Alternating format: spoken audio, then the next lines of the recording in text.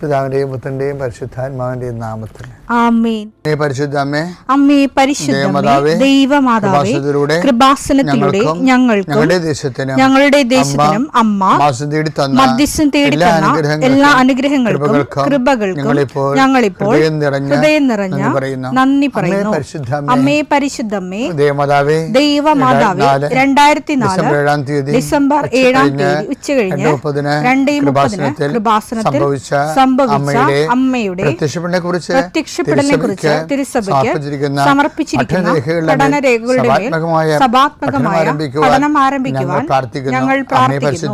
അമ്മേ പരിശുദ്ധമേ, ഭൂസ്വർലോകങ്ങളുടെ രാജ്ഞിയായ അങ്ങേയ്ക്ക് ഭൗമസംരക്ഷണത്തിനായി പ്രപഞ്ചപ്രകൃതിയെ തന്നെ തിരുസഭ പ്രതിഷ്ഠിക്കുവാൻ ഈ പ്രത്യക്ഷീകരണം വഴി ഇടയാക്കണമേ. പരിശുദ്ധമേ, ജപമാല മാതാവേ, സകല കൃപാസനം പ്രാർത്ഥനയോടും ചേർത്ത് ഞങ്ങളിപ്പോൾ പ്രാർത്ഥിക്കുന്ന ഈ കുടുംബത്തിന്റെ പ്രത്യേക നിയോഗം പറ മക്കളെ.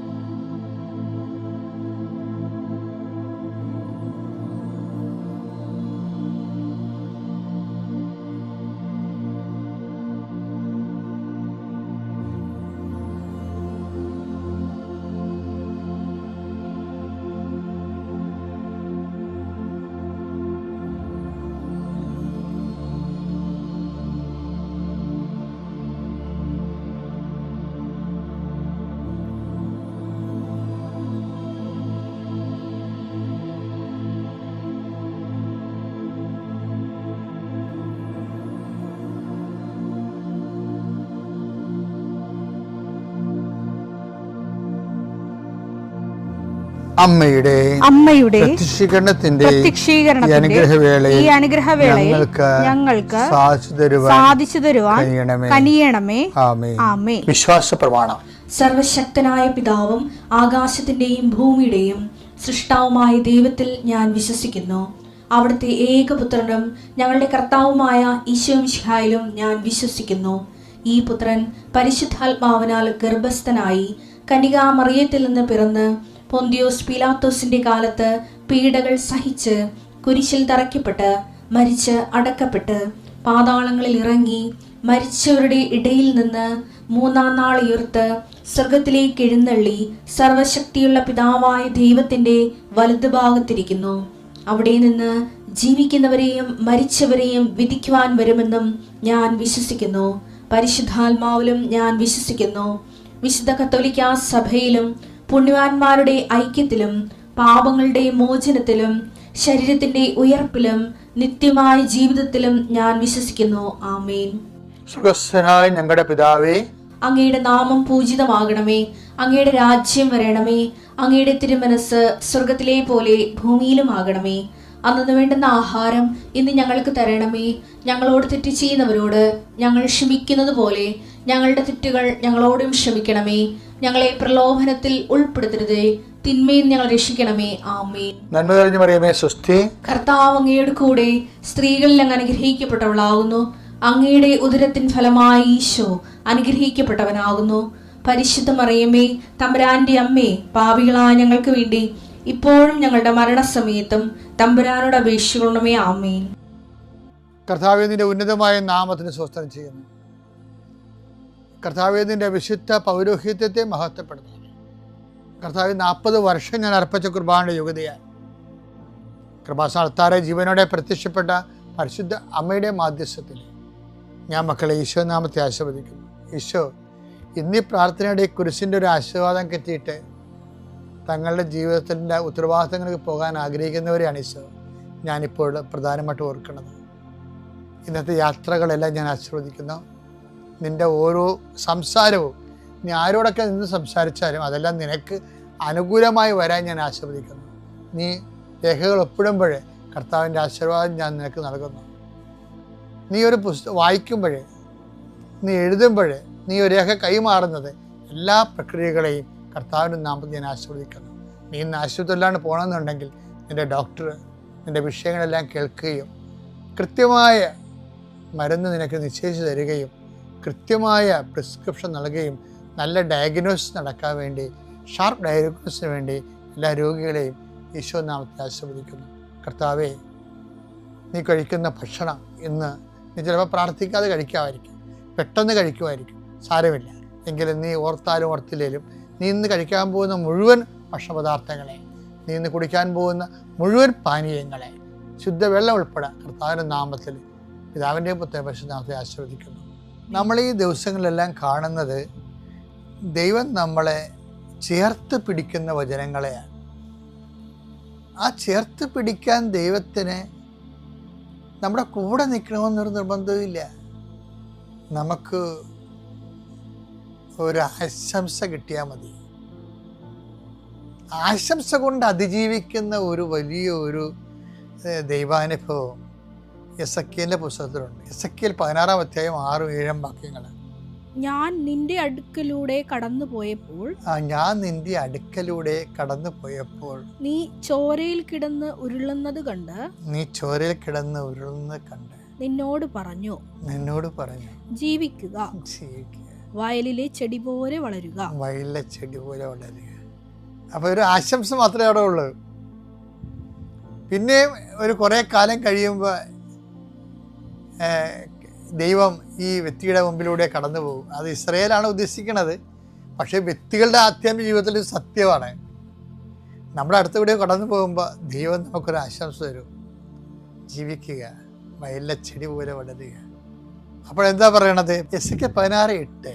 ഞാൻ വീണ്ടും നിന്റെ അടുക്കിലൂടെ കടന്നു പോയി നിന്നെ നോക്കി നിനക്ക് വിവാഹപ്രായമായെന്ന് ഞാൻ മനസ്സിലാക്കി. എന്റെ മേലങ്കി കൊണ്ട് നിന്റെ നഗ്നത ഞാൻ മറച്ചു. ഞാൻ നിന്നോട് സ്നേഹവാഗ്ദാനത്തോടെ ഒരു ഉടമ്പടി ചെയ്തു. അങ്ങനെ നീ എന്റേതായി തീർന്നു. എന്ത് വിഷയം എന്ന് പറയുന്നത്, ഉടമ്പടി എന്ന് പറയുന്നത് നിസ്സാര വിഷയമല്ല. നമ്മൾ അനാഥമായി ഓർഫണായി അഡ്രസ് ഇല്ലാതെ കിടക്കുമ്പോൾ നമ്മളൊരു ഉടമ്പടി ദൈവമായിട്ട് ചെയ്ത് കഴിയുമ്പോൾ ദൈവത്തിൻ്റെ എല്ലാ വാഗ്ദാനങ്ങളും, വാഗ്ദാനത്തെ കുറിച്ച് അവിടെ പറയുന്നുണ്ട്. ഞാൻ നിന്നോട് സ്നേഹവാഗ്ദാനത്തോടെ ഒരു ഉടമ്പടി ചെയ്തു. അങ്ങനെ നീ എന്റേതായി തീർന്നു. അപ്പൊ നമ്മള് ഈ ഉടമ്പടി ചെയ്യുമ്പോൾ എന്താ സംഭവിക്കുന്നത്? നമ്മൾ ദൈവത്തിൻ്റെതായി തീരുകയാണ്. അതോടുകൂടി നമ്മുടെ എല്ലാ ദുഃഖങ്ങളും ഭാരങ്ങളും പ്രശ്നങ്ങളും ദൈവത്തിൻ്റെതാകും. അപ്പോൾ ദൈവത്തിന് അറിയാം അതെങ്ങനെ പരിഹരിക്കണമെന്ന്. അതിൻ്റെ ഉടമ്പടി നീ വിശ്വസ്ത പാലിച്ച് മുന്നോട്ട് പോവുക.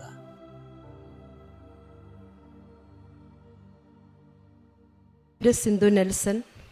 ഞാൻ കൊല്ലം ജില്ലയിലുള്ള അഞ്ചൽ നിന്നാണ് വരുന്നത്. ആദ്യമായിട്ട് കൃപാസനം പ്രസാദമര മാതാവിൻ്റെ പ്രത്യക്ഷീകരണ സാക്ഷിയാക്കിയതിന്, രണ്ടാമതും എന്നെ സാക്ഷിയാക്കിയതിന് ഞാൻ അമ്മയ്ക്ക് നന്ദി പറയുന്നു. ഇനിയുള്ള ജീവിതം ഈശോയെ മഹത്വപ്പെടുത്തണ അനുവദിക്കണമേ എന്ന് ഞാൻ ഈശോയോട് പ്രാർത്ഥിക്കുന്നു.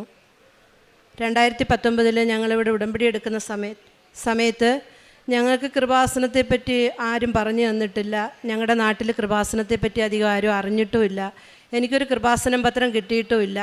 2019 എനിക്ക് യൂട്യൂബോ വാട്സപ്പോ ഒന്നും ഇല്ലാത്ത ആളായിരുന്നു. ഞാൻ വീട്ടിൽ വളരെ ഒതുങ്ങിക്കഴിയുന്ന ഒരാളായിരുന്നു. ഹസ്ബൻഡ് വിളിക്കുന്നിടത്ത് പോവും എന്നുള്ളതല്ലാതെ പ്രാർത്ഥനയ്ക്ക് പോവുമോ അങ്ങനെയൊന്നും ഉള്ള ഒരാളല്ലായിരുന്നു. അതുകൊണ്ട് വാട്സപ്പ് യൂട്യൂബ് ഒന്നും ഞാൻ അധികം അങ്ങനെ ഉപയോഗിക്കണമെന്നുള്ളൊരു ചിന്ത എനിക്ക് വന്നിട്ടില്ല. എനിക്കാരും വീട്ടിൽ നിന്ന് അങ്ങനെ ആരും പറഞ്ഞു തന്നിട്ടുമില്ലായിരുന്നു. എനിക്ക് ചെറിയൊരു ശാരീരികമായ അസ്വസ്ഥത അന്നുണ്ടായ സമയത്ത് ഒരു എൻഡോസ്കോപ്പി ആവശ്യമായിട്ട് വന്നു. ആ സമയത്ത് ഞാൻ വളരെ വീക്കായിപ്പോയി. എനിക്ക് ഭക്ഷണമൊന്നും കഴിക്കാൻ പറ്റാത്തൊരവസ്ഥ വന്നപ്പോൾ എൻഡോസ്കോപ്പി പറഞ്ഞ സമയത്ത് ഞാൻ എൻ്റെ വീട്ടിൽ തന്നെയാണ്. ഹസ്ബൻഡ് പുറത്തു പോവും. എൻ്റെ മകന് +2 പഠിക്കുകയാണെന്ന്. അപ്പോൾ അവൻ സ്കൂളിൽ പോകുമ്പം ഹോട്ടലിൽ ഫുഡാണ് വാങ്ങിച്ചുകൊണ്ട് വന്ന്. എനിക്ക് ആഹാരം വയ്ക്കാനൊന്നും ഒക്കത്തില്ല. ഞാൻ ഈ സോഫയിൽ കിടന്ന സമയത്ത് ഞങ്ങളുടെ പ്രാർത്ഥനാ കൗണ്ടർ ആ ഫ്രണ്ടിൽ തന്നെയാണ്. അപ്പോൾ കിടന്ന് ഞാൻ നന്നായിട്ട് മാതാവിനോട് മാധ്യസ്ഥം പിടിച്ച് പ്രാർത്ഥിക്കുന്നുണ്ട് കരഞ്ഞ്. അപ്പോൾ എൻ്റെ ചെവിയിൽ കൃപാസനത്തിൽ വന്ന് അന്ന് കേട്ട്. ഇന്ന് പക്ഷേ അത് പറഞ്ഞാൽ ആര് വിശ്വസിക്കുമെന്നൊന്നും എനിക്കറിയത്തില്ല. പക്ഷേ ഞാൻ കേൾക്കുന്നത് കൃപാസനമെന്നാണ്. അപ്പോൾ ഈ കൃപാസനം എന്ന് കേട്ട ഉടനെ ഞാൻ എണ്ണിട്ടിരുന്നിട്ട് എൻ്റെ മനസ്സിലോട്ട് ഓടി വരുന്നത്, എൻ്റെ പള്ളിയിലെ കോൺവെൻറ്റിലൊരു സിസ്റ്റർ ഉണ്ടായിരുന്നു. സിസ്റ്റർ തുമ്പോളിയിലുള്ള സിസ്റ്ററായിരുന്നു. സിസ്റ്റർ ഇപ്പോൾ മരിച്ചുപോയി. സിസ്റ്റർ എന്നോട് വലിയ സ്നേഹമായിരുന്നു. അപ്പോൾ സൺഡേയിലെ കുർബാന കഴിയുമ്പോൾ സിസ്റ്റർ എനിക്ക് കുറേ ബുക്കുകൾ കൊണ്ടുവന്ന് തരും. കുറേ ചോക്ലേറ്റും തരും, കുറേ ബുക്കുകളും തരും. പക്ഷേ ഞാൻ പറഞ്ഞില്ല, എനിക്ക് അന്ന് അത്രയും വലിയ പ്രാർത്ഥനകളൊന്നും ഇല്ലാത്തതുകൊണ്ട് ഈ ബുക്കുകളൊക്കെ ഞാൻ കൊണ്ടുവന്ന് കബോർഡിനകത്ത് വെക്കും. അപ്പോൾ എൻ്റെ മനസ്സിനകത്ത് സിസ്റ്റർ എൻ്റെ കയ്യിൽ എന്തോ ഒരു പേപ്പർ മടക്കി തന്നതുപോലെ ഒരു ഓർമ്മ വന്ന് ഞാൻ പോയി കബോർഡ് തുറന്ന് നോക്കിയപ്പം ഒരു കീറിയ കൃപാസനം പത്രമാണെന്ന് സിസ്റ്റർ എനിക്ക് തന്നത്. സിസ്റ്റർ തന്നിട്ടത് കൃപാസനം പത്രമാണെന്നോ ഒന്നും പറഞ്ഞിരുന്നില്ല. ഞാനത് എടുത്ത് നോക്കിയപ്പോൾ യൂട്യൂബിൻ്റെ എല്ലാം അതിൻ്റെ അടിയിൽ കൊടുത്തിട്ടുണ്ട്. ഉടമ്പടിയെപ്പറ്റി വായിച്ചു. പിന്നെ ഞാൻ യൂട്യൂബ് ഞാൻ തന്നെ സബ്സ്ക്രൈബ് ചെയ്തു. യൂട്യൂബിൽ നിന്ന് പ്രത്യക്ഷീകരണ പ്രാർത്ഥനയും ഈവനിങ്ങിലെ പ്രാർത്ഥനയൊക്കെ എടുത്ത് ഞാൻ പ്രാർത്ഥിച്ചിട്ട് ഹസ്ബൻഡിനോട് പറഞ്ഞ്, എന്നെ ഈ കൃപാസനം എന്ന് പറയുന്ന സ്ഥലത്ത് കൊണ്ടുപോയി ഉടമ്പടി എടുത്തിട്ട് എൻഡോസ്കോപ്പിക്ക് കൊണ്ടുപോകുമെന്ന് ചോദിച്ചപ്പോൾ പറഞ്ഞു, ഇല്ല, നമുക്ക് ആദ്യം എൻഡോസ്കോപ്പിക്ക് പോകാം, പിന്നെ ഞാൻ നിന്നെ അവിടെ കൊണ്ടുപോകാമെന്ന് പറഞ്ഞു. ഈ പ്രത്യക്ഷീകരണ പ്രാർത്ഥന ഞാനൊരു 3-4 ദിവസം ചൊല്ലി ഹസ്ബൻഡിന് മനസ്സുണ്ടാകണേ എന്ന് പ്രാർത്ഥിച്ചു. 2 ദിവസം കഴിഞ്ഞപ്പോൾ എന്നോട് പറഞ്ഞു, നമുക്ക് ഉടമ്പടി എടുക്കാമെന്ന് പറഞ്ഞു. ഞങ്ങളിവിടെ വന്ന് 3 പേരുമായിട്ട് വന്നു, ഉടമ്പടി എടുത്തു. ഞാൻ അപ്പോൾ കിംസിലാണ് എനിക്ക് ആദ്യം എൻഡോസ്കോപ്പി പറഞ്ഞത്. പക്ഷേ ഈ ഉടമ്പടി എടുത്തതിന് ശേഷം ഹസ്ബൻഡ് പറഞ്ഞു ആസ്റ്റർ മെഡിസിറ്റിയിലോട്ട് പോകാമെന്ന് പറഞ്ഞു. അപ്പോൾ ഞാൻ പറഞ്ഞു, മാതാവേ, നിന്നെ കണ്ടിട്ട് പോകാനാണ് തീരുമാനമെന്ന് വെച്ചു. ഞങ്ങൾ ആസ്റ്ററിൽ പോയപ്പം ഇവിടെ വന്ന് പ്രാർത്ഥിച്ചിട്ടാണ് പോയത്. എൻ്റെ എൻഡോസ്കോപ്പിയിൽ അങ്ങനെ ക്യാൻസറിൻ്റെ ഒരു അംശമോ അങ്ങനെയൊന്നും ഉണ്ടായിരുന്നില്ല. ചെറിയൊരു മരുന്നിൽ അതങ്ങ് മാറി. അതിന് ശേഷം പിന്നെ ഞങ്ങൾ ഉടമ്പടി എന്ന് പറയുന്നത് ഞങ്ങൾ നിയോഗത്തിന് വേണ്ടിയിട്ടല്ല പുതുക്കുന്നത്. ഞങ്ങൾ മറ്റുള്ളവരെ ഉടമ്പടി എടുപ്പിക്കാനും മറ്റുള്ളവരെ സഹായിക്കാനും എങ്ങനെ പ്രാർത്ഥനയിലോട്ട് മുന്നോട്ട് വരണമെന്നുള്ള ഇതിലോട്ട് അങ്ങ് മാറിപ്പോയി. ഒരു നിയോഗവും ഞങ്ങൾ എഴുതിയിട്ടില്ല. പിന്നെ അങ്ങനെ അതിനുശേഷം എനിക്ക് സാക്ഷ്യങ്ങളുണ്ടായിട്ടുണ്ട്. ഇത് 2ാമത്തെ സാക്ഷ്യമാണ്. ഉടമ്പടിയിൽ ഇങ്ങനെ മുന്നോട്ട് ഈ കാരുണ്യപ്രവൃത്തിയിലൊക്കെ മുന്നോട്ട് പോകുന്ന സമയത്ത് എനിക്ക് ഡിസംബറിൽ എൻ്റെ വയറിലൊരു വേദന വന്നു. വയറിൽ വേദന വന്ന സമയത്ത് എനിക്ക് കുനിയാനും നൂരാനും ഒന്നും പറ്റാത്തൊരു വേദന. ഞാനത് വീട്ടിൽ പറയും. അന്നേരം ഹസ്ബൻഡും ഭയങ്കര അസ്വസ്ഥമായിരുന്നു. ഇതെന്തോ ഇങ്ങനൊരു വേദനയെന്ന് പറഞ്ഞ് ഞങ്ങളൊരു ഡോക്ടറെ കാണാൻ പോയപ്പോൾ സ്കാൻ ചെയ്തപ്പോൾ അതിനകത്ത് അപ്പൻഡിസൈറ്റിസിൻ്റെ ഇതുണ്ടെന്ന് പറഞ്ഞു. അപ്പോൾ അത് സർജറി ചെയ്തല്ലേ പറ്റുള്ളൂ അപ്പൻഡിസൈറ്റിസ് ആണെങ്കിൽ. അങ്ങനെ ഞങ്ങളൊരു ഗ്യാസ്ട്രോ സർജനെ കാണാൻ പോകുമ്പം ഈ പോകുന്നതിന് മുമ്പ് ഞങ്ങൾ തൈലം തൊട്ട് പ്രാർത്ഥിച്ചിട്ടാണ് പോയത്. അവിടെ ചെന്നപ്പോൾ ഡോക്ടർ പറഞ്ഞ്, ഇതെന്തിനാണ് നിങ്ങളിവിടെ വന്നത്, ഇതിനകത്തൊന്നുമില്ല എന്ന് പറഞ്ഞ് ഞങ്ങളെ തിരിച്ചയച്ചു. പക്ഷേ ഞാൻ വീട്ടിൽ വന്നിട്ട് എൻ്റെ വേദന മാറിയില്ല. എനിക്ക് അതേ വേദന അങ്ങനെ നിന്നപ്പോൾ എൻ്റെ സഹോദരൻ 1 വർഷമായി മരിച്ചു പോയിട്ട് ലിവർ ക്യാൻസറായിട്ടാണ് മരിച്ചത്. അപ്പൻ്റെ അനിയനും അങ്ങനെ തന്നെയാണ് മരിച്ചത്. അപ്പോൾ അവനെ ചികിത്സിച്ച് അതേ ഗ്യാസ്ട്രോയിലെ ഡോക്ടറെ അടുത്ത് എന്നെ ഹസ്ബൻഡ് കൊണ്ടുപോയി. ചെന്നപ്പോൾ ഡോക്ടർ എന്നോട് പറഞ്ഞു, 2002 മുതൽ എനിക്ക് സ്കാൻ ചെയ്യുന്നുണ്ട്. ആ സ്കാനിങ്ങിൽ എനിക്ക് ഫാറ്റി ലിവറാണ്, ഫസ്റ്റ് ഗ്രേഡ് ഫാറ്റി ലിവറാണ്. അത് ഈ ഡിസംബർ വരെ ചെയ്ത സ്കാനിങ്ങിൽ ഫാറ്റി ലിവറാണ്. അപ്പോൾ ഡോക്ടർ പറഞ്ഞു, പിന്നെ ബ്രദർ ഇങ്ങനെ മരിച്ചതുകൊണ്ടും ബ്രദറിന് ഫാറ്റി ലിവർ സിറോസിസ് ട്യൂമറായിട്ടാണ് വന്നത്. അപ്പം നിനക്ക് സിറോസിസ് ആയി കാണും, അതുകൊണ്ട് ഒരു ഫൈബ്രോ സ്കാൻ ചെയ്യണം. അത് കഴിഞ്ഞിട്ട് നമുക്ക് സിറോസിസ് ആയെങ്കിൽ അതിൻ്റെ ട്രീറ്റ്മെൻറ്റ് സ്റ്റാർട്ട് ചെയ്യാമെന്ന് പറഞ്ഞു. അപ്പോൾ എൻ്റെ ബ്രദറിനെ അറിയാവുന്നതുകൊണ്ട് ഡോക്ടർക്ക് എന്നോട് വലിയ സ്നേഹമായിരുന്നു. ഞാൻ എണ്ണിട്ടപ്പോൾ ഡോക്ടറിൻ്റെ തോളെ പിടിച്ചിട്ട് പറഞ്ഞു, നീ വിഷമിക്കേണ്ട, സിറോസിസ് ആണെങ്കിൽ ഞാൻ നിനക്ക് ഡയറ്റൊക്കെ തരാം കേട്ടോ എന്ന് പറഞ്ഞു. ഞാൻ വീട്ടിൽ വന്നിട്ട് എൻ്റെ ഈശോയുടെയും ഈ കൃപാസന അമ്മയുടെ വലിയ ഫോട്ടോ ഞങ്ങളുടെ വീട്ടിലുണ്ട്. അമ്മയ്ക്കായിട്ട് ഒരുക്കിയിരിക്കുന്ന ഭവനമാണത്. ഞങ്ങൾ എപ്പോഴും പ്രാർത്ഥന എല്ലാവരെയും വിളിച്ചിട്ട്. അപ്പം ഞാൻ പറഞ്ഞ്, മാതാവേ, എൻ്റെ ബ്രദറിന് ഇങ്ങനെ തന്നെയാണ് പോയത്. വീട്ടിലും ചില ആൾക്കാർക്ക് അങ്ങനെ ബന്ധുക്കളും അങ്ങനെ ഉണ്ടായിരുന്നു. എനിക്കിങ്ങനെ ഒരു അസുഖം തരരുതേ, ഒരസുഖം തരരുതേ എന്ന് ഞാൻ പ്രാർത്ഥിക്കുന്നില്ല. അങ്ങനെയല്ലല്ലോ ഈശോയെ നമ്മൾ സ്നേഹിക്കേണ്ടത്. പക്ഷേ ഈ ഒരു അസുഖം വന്നാൽ ഡയറ്റ് വലിയ പാടാണ്, എനിക്കറിയാം. ഞാൻ ഈ കൃപാസനത്തിൻ്റെ പ്രേക്ഷിതമായിട്ട് നിൽക്കുന്നതുകൊണ്ട് ഒരുപാട് രോഗികളെ വിസിറ്റ് ചെയ്യും. അപ്പം ഇങ്ങനെയുള്ള രോഗികളുണ്ട്. എനിക്ക് അവരുടെയൊക്കെ വേദന കാണുമ്പോൾ വലിയ വിഷമോ. അപ്പോൾ ആ ഡയറ്റൊന്നും ചിലപ്പോൾ എന്നെക്കൊണ്ട് പൂർത്തിയാക്കാനൊന്നും ഒക്കത്തില്ല. എവിടെയെങ്കിലും പോയാൽ ആ ഡയറ്റൊന്നും നമുക്ക് പറ്റത്തില്ല. എനിക്ക് ഈ ഡയറ്റ് പറ്റത്തില്ല. പിന്നെ അതുകൊണ്ട് എന്നെ ഈ സിറോസിസ് ഒന്നും ആവരുത്, അതിലോട്ട് എന്നെ കൊണ്ടുപോകരുതെന്ന് പറഞ്ഞ്. അങ്ങനെ ഞങ്ങൾക്ക് ഏകദേശം ഒരു 8 ദിവസം ഉണ്ടായിരുന്നു ആ ഫൈബ്രോ സ്കാനിൻ്റെ ഡേറ്റിന്. ആ അത്രയും ദിവസവും ഞാൻ രാവിലെയും വൈകിട്ടും ഈ ഉടമ്പടി തൈലം കുരിശ് വരച്ചിട്ട് ഞാൻ ഇങ്ങനെ തന്നെ പ്രാർത്ഥിച്ചുകൊണ്ടിരുന്നു. എൻ്റെ ഹസ്ബൻഡും പ്രാർത്ഥിക്കുന്നുണ്ട്. ഹസ്ബൻഡ് എല്ലാ മാസവും 18 വീട്ടിൽ പ്രേക്ഷിതം ചെയ്യുന്ന ഒരാളാണ്. പത്രം കൊടുത്ത്, പത്രവും ഉപ്പും എല്ലാം കൊണ്ടുപോയി അവരെ ഇവിടെ കൊണ്ടുവരണമെങ്കിൽ ഉടനെ എനിക്ക് കോൺടാക്റ്റ് ചെയ്ത് തരും അവരുടെ നമ്പരൊക്കെ. ഞങ്ങൾ ഫൈബ്രോ സ്കാനിങ്ങിന് പോയി. എന്നെ ഫൈബ്രോ സ്കാനിന് വിളിക്കുന്നതിന് മുമ്പേ ഞങ്ങൾ ഈ ഉടമ്പടി തൈലവും ഉടമ്പടി കാശുരൂപവും കൈ വെച്ചിരുന്നു. ഡോക്ടർ എന്നെ സ്കാനിങ്ങിന് വിളിക്കുമ്പോൾ ഞാൻ അത്രയും പേര് അവിടെ ഇരിപ്പുണ്ട് മെട്രോയിൽ. അവരുടെ മുമ്പിൽ ഇരുന്ന് തന്നെ ഞാൻ എൻ്റെ ഉടുപ്പ് പൊക്കിയിട്ട് ലിവറിൻ്റെ സൈഡിൽ ഉടമ്പടി തൈലം എടുത്ത് കുരിശ് വരച്ചിട്ട് ഈ കാശുരൂപം എൻ്റെ ഇന്നറിനകത്ത് വെച്ചു. അപ്പോൾ എനിക്ക് പേടിയുണ്ട് അവരെ എടുക്കാൻ പറയുമെന്ന്. ഞാൻ മാതാവിനോട് പറഞ്ഞു, മാതാവ് ഇത് എടുക്കരുത്, എൻ്റെ ലിവറല്ല, അമ്മയുടെ ലിവർ വേണം പരിശോധനയ്ക്ക് കൊടുക്കാനെന്ന് പറഞ്ഞു. പരിശോധന എല്ലാം കഴിഞ്ഞ് അരമണിക്കൂർ കഴിഞ്ഞ് ഞങ്ങൾക്ക് റിസൾട്ട് വന്നപ്പോൾ എൻ്റെ ഈ 2002 മുതലുള്ള ഫാറ്റി ലിവർ എന്ന് പറയുന്ന അതുപോലും എനിക്കില്ല, സിറോസിസ് ഇല്ല. എൻ്റെ ലിവർ നല്ല പൂർണ്ണമായിട്ടും ആരോഗ്യമായിട്ടിരിക്കുവാണ്. അതിനോടൊപ്പം തന്നെ എനിക്ക് ഒരു സാക്ഷ്യം കൂടെ അതിൽ മാതാവ് ഈശോയും തരാനുള്ളൊരു സാക്ഷ്യമായിരുന്നു. ഞാനിവിടെ വരുന്നതിന് മുമ്പ് തന്നെ എനിക്ക് കിഡ്നി സ്റ്റോൺ എന്ന് പറയുന്ന അസുഖമുണ്ട്. കാരണം എൻ്റെ മകൻ ജനിച്ചപ്പോൾ അവൻ പല്ലോട് കൂടിയാണ് ജനിച്ചത്. അപ്പോൾ എനിക്ക് കാൽസ്യത്തിൻ്റെ എന്തോ ഒരു പ്രോബ്ലം ഉണ്ടെന്ന് എനിക്കറിയാം. എല്ലാ 10 മാസം കൂടുമ്പോഴും എനിക്ക് സ്റ്റോണിൻ്റെ പെയിൻ വന്നിട്ട് ഞങ്ങളുടെ നാട്ടിലുള്ള സെൻറ്റ് ജോസഫ് മിഷൻ ഹോസ്പിറ്റലിലെ കാഷ്വാലിറ്റിയിലാവും ഒരു ദിവസം ഞാൻ.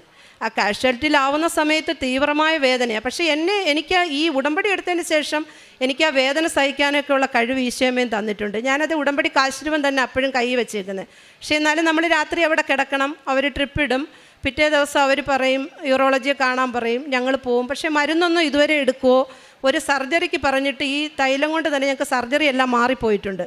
എന്നാലും 9 വർഷമായിട്ട് ഈ 10 മാസം കൂടുമ്പോൾ എനിക്കിങ്ങനെ സ്കാൻ ചെയ്യുമ്പോഴും ഇതുള്ളപ്പോഴും എൻ്റെ മനസ്സിലൊരു വേദന ഉണ്ടായിരുന്നു.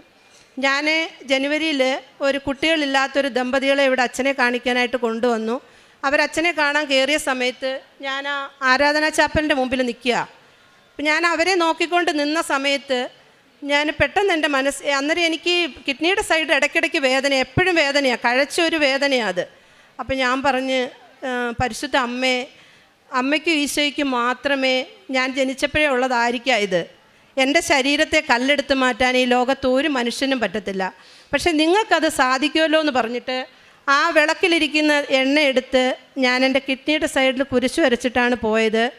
ഞാൻ ഈ ഫൈബ്രോ സ്കാനിങ് ചെയ്യുന്ന സമയത്ത് അതിൽ റിസൾട്ട് വന്നേക്കുന്നത് എൻ്റെ 2 കിഡ്നിയിലും ഒരു സ്റ്റോണും ഇല്ല. 9 വർഷമായിട്ട് 10 മാസം സ്കാൻ ചെയ്യുമ്പോൾ 3 mm 4 mm ഇങ്ങനെ സ്റ്റോണുണ്ട്. അതിൻ്റെ വേദനയുണ്ട്, കാരണം നമ്മൾ വേദനയങ്ങ് സഹിച്ചു പോവുക. അതെൻ്റെ 2ാമത്തെ സാക്ഷ്യമായിരുന്നു അങ്ങനെ കിട്ടിയത്. പിന്നെ ജനുവരി 1-ാം തീയതി ഞങ്ങളിവിടെ വേറെ ഒരു ആളെ ഒരു രോഗി അച്ഛനെ കാണിക്കാനായിട്ട് കൊണ്ടുവന്ന സമയത്ത് എൻ്റെ കൂടെ ഞങ്ങൾക്കൊരു ഗ്രൂപ്പുണ്ട്. ആ ഗ്രൂപ്പിലൊരു കുട്ടി സാക്ഷ്യം പറയാൻ ഇവിടെ കയറി, ഒരു ജർമ്മൻ ലാംഗ്വേജിൻ്റെ സാക്ഷ്യം പറയാൻ കയറിയപ്പോൾ ഈ സാക്ഷ്യം കണ്ടിട്ട് സാക്ഷ്യം കഴിഞ്ഞ് ഇവൾ ഓടി വന്ന് എന്നെ കെട്ടിപ്പിടിച്ച് ഉമ്മ വെച്ചപ്പം അവരെ കൂടെ വന്ന ഒരു 7-8 അക്രൈസ്തവരുണ്ടായിരുന്നു ഉടമ്പടി എടുത്ത്. അവരെല്ലാം കൂടെ എന്നെ കൂടിയിട്ട് പറഞ്ഞു, നമുക്കൊരു ഗ്രൂപ്പ് കൃപാസനമ്മയുടെ പേരിൽ ഉണ്ടാക്കണമെന്ന് പറഞ്ഞു. ഞങ്ങൾ ജനുവരി 1-ന് ആ ഗ്രൂപ്പ് ഉണ്ടാക്കി. 14 പേരുണ്ട്. 12 പേര് എപ്പോഴും പ്രാർത്ഥനയാണ് സജീവമായിട്ട് വാട്സപ്പിൽ. അപ്പോൾ ആ ഗ്രൂപ്പ് ഉണ്ടാക്കിയപ്പോൾ ആദ്യമായിട്ട് അഖണ്ഡ ജപമാല പിടിക്കാൻ ഞാനിവിടെ വന്ന് സാറിനെ കണ്ടു, PR സാറിനെ കണ്ടു. സാറ് ഞങ്ങൾക്ക് ബ്ലസ് ചെയ്ത് അഖണ്ഡ ജപമാല തന്നു. ഞങ്ങളുടെ ഗ്രൂപ്പിനെ ബ്ലസ് ചെയ്തൊക്കെ വിട്ട് ഞങ്ങൾ അഖണ്ഡ ജപമാല പിടിക്കുന്നതിൻ്റെ തലേ ദിവസം എൻ്റെ സൗണ്ട് അങ്ങ് നഷ്ടപ്പെട്ടു പോയി. സൗണ്ട് എനിക്ക് എത്ര സംസാരിക്കാൻ ശ്രമിച്ചാലും എനിക്ക് വേദനയാണ്, സൗണ്ട് വരത്തില്ല. ഒരു കീന്നൊരു സൗണ്ടേ പുറത്തോട്ട് വരൂ. അല്ലെങ്കിൽ ഒരിച്ചിരി സൗണ്ട് വരണമെങ്കിൽ ശക്തമായിട്ട് അത്രയും സംസാരിക്കണമല്ലോ, മൈക്കിലൊക്കെ സംസാരിക്കണം. അപ്പോൾ എനിക്ക് അഖണ്ഡ ജപമാല ചൊല്ലാൻ പറ്റിയില്ല, അവരുടെ കൂടെ ഇരിക്കാൻ മാത്രമേ പറ്റിയുള്ളൂ. അപ്പോൾ ഈ അക്രൈസ്തവരൊക്കെ ഒരുപാട് സൗണ്ടിലിങ്ങനെ വിശ്വാസത്തോടെ ചൊല്ലുന്ന കേൾക്കുമ്പോൾ ഞാൻ അവിടെ ഇരുന്നങ്ങ് കരയുമായിരുന്നു. മാതാവേ, എനിക്ക് മാത്രം ചൊല്ലാൻ പറ്റുന്നില്ലല്ലോ, എൻ്റെ ഈ സൗണ്ട് എന്താ ഇങ്ങനെ ആയിപ്പോയത്, ഒരു നല്ല കാര്യം ചെയ്യുന്നതിൻ്റെ തലേ ദിവസമല്ലേ ഇതിങ്ങനെ ആയിപ്പോയതെന്നൊക്കെ ഞാൻ മാതാവിനോട് ഇങ്ങനെ ചോദിക്കുന്നുണ്ട്. നിനക്ക് തരാൻ പറ്റത്തില്ലേ എന്നൊക്കെ പറഞ്ഞ് പ്രാർത്ഥിച്ച് അവിടെ ഇരുന്നു. പക്ഷേ എനിക്ക് സൗണ്ട് വന്നില്ല. ആ മാസം തന്നെ ഞങ്ങൾ 4 പ്രാർത്ഥന ചെയ്തു വീട്ടിൽ. അതെല്ലാം എൻ്റെ വീട്ടിലായിരുന്നു ആ പ്രാർത്ഥനയെല്ലാം, 13 പേരും 4 പ്രാർത്ഥന ചെയ്തപ്പോഴും ഞാനിങ്ങനെ മൗനമായിട്ടിരിക്കും. അപ്പോൾ എൻ്റെ ഹസ്ബൻഡ് ഇച്ചിരി തിരക്കുള്ള ആളാണ്. അപ്പോൾ ആ മാസത്തിൽ അദ്ദേഹത്തിന് വലിയ തിരക്കായതുകൊണ്ട് എൻ്റെ ഈ സൗണ്ടിനെ പറ്റി ഒന്നും ചോദിക്കത്തില്ല. അതെന്നെ വല്ലാതെ വിഷമിപ്പിച്ച്, നിനക്കിങ്ങനെ സൗണ്ട് പോയല്ലോ. അപ്പോൾ വിചാരിക്കുന്ന തൈറോയിഡിൻ്റെ പ്രോബ്ലം ഉള്ളതുകൊണ്ട് അതുകൊണ്ടാണ് അത് പിന്നെ കാണിക്കുമ്പോൾ ശരിയാവുമെന്നും പറഞ്ഞായിരുന്നത്. അപ്പോൾ എനിക്ക് എല്ലാ വർഷവും FNAC എടുക്കാറുണ്ട്. ഈ 4 വർഷമായി എടുക്കുന്നത്. 3 വർഷവും FNAC എടുത്തപ്പോൾ നെഗറ്റീവാണ്. ഈ വർഷം മാത്രം എടുത്തില്ല. അപ്പോൾ FNAC എടുക്കാനായിട്ട് ഞങ്ങൾ പോയി. അപ്പോൾ ഈ കഴുത്തേൽ ഞാൻ തൈലം തൊട്ട് കുരിശ് വരച്ച് പ്രാർത്ഥിച്ചിട്ട് പറയും, എൻ്റെ സൗണ്ടിങ് തിരിച്ചു തരണേ, എനിക്ക് പ്രാർത്ഥിക്കാൻ വേണ്ടി മാത്രമായി സൗണ്ട് ഉള്ളതെന്ന് പറഞ്ഞ് ഞാൻ പ്രാർത്ഥിക്കുമായിരുന്നു. അപ്പോൾ FNAC ചെയ്യാനായിട്ട് എൻഡോക്രൈനോളജിൽ ചെന്നപ്പോൾ ഡോക്ടർക്ക് നല്ല പരിചയമായിരുന്നു ഞങ്ങളെ 3 വർഷം കൊണ്ട്. ഡോക്ടർ പറഞ്ഞ്, സിന്ധുവിന് എന്തോ വിഷമം ഉണ്ടല്ലോ എന്ന് പറഞ്ഞപ്പോൾ ഹസ്ബൻഡ് പറഞ്ഞ്, ആ സിന്ധുവിന് ഇപ്പോൾ എപ്പോഴും കംപ്ലൈൻറ്റാണ് ഡോക്ടറെ, സൗണ്ട് ഇല്ല എന്ന് പറഞ്ഞ് കംപ്ലൈൻറ്റാന്ന് പറഞ്ഞു. അപ്പം ഞാൻ പറഞ്ഞു, ഡോക്ടറെ കംപ്ലൈൻ്റ് അല്ല, എൻ്റെ സൗണ്ട് ജനുവരി 1-ന് പോയതാണ്. അപ്പോൾ ഡോക്ടർ നോക്കിയപ്പോൾ സൗണ്ട് ഇല്ല. അപ്പോൾ ഡോക്ടർ ഉടനെ അവിടെ തന്നെ ENTയിൽ എൻഡോസ്കോപ്പിക്ക് തന്ന്. എൻഡോസ്കോപ്പി ചെയ്തപ്പം 2 തടുപ്പുണ്ട്, അതുകൊണ്ടാണ് സൗണ്ട് പോയത്. അത് ചിലർക്ക് വരും, വന്നില്ല എന്നുണ്ടെങ്കിൽ ആ 2 തടുപ്പും സർജറി ചെയ്യണം. സർജറി ചെയ്ത് കഴിഞ്ഞാലും ചിലർക്ക് പിന്നെയും സൗണ്ട് പോവാറുണ്ട്. ഒരുപാട് സംസാരിക്കുകയും ഇങ്ങനെ ആ സൗണ്ട് എടുക്കുന്നവർക്കൊക്കെ ഇങ്ങനെ പോവാറുണ്ടെന്ന് പറഞ്ഞു.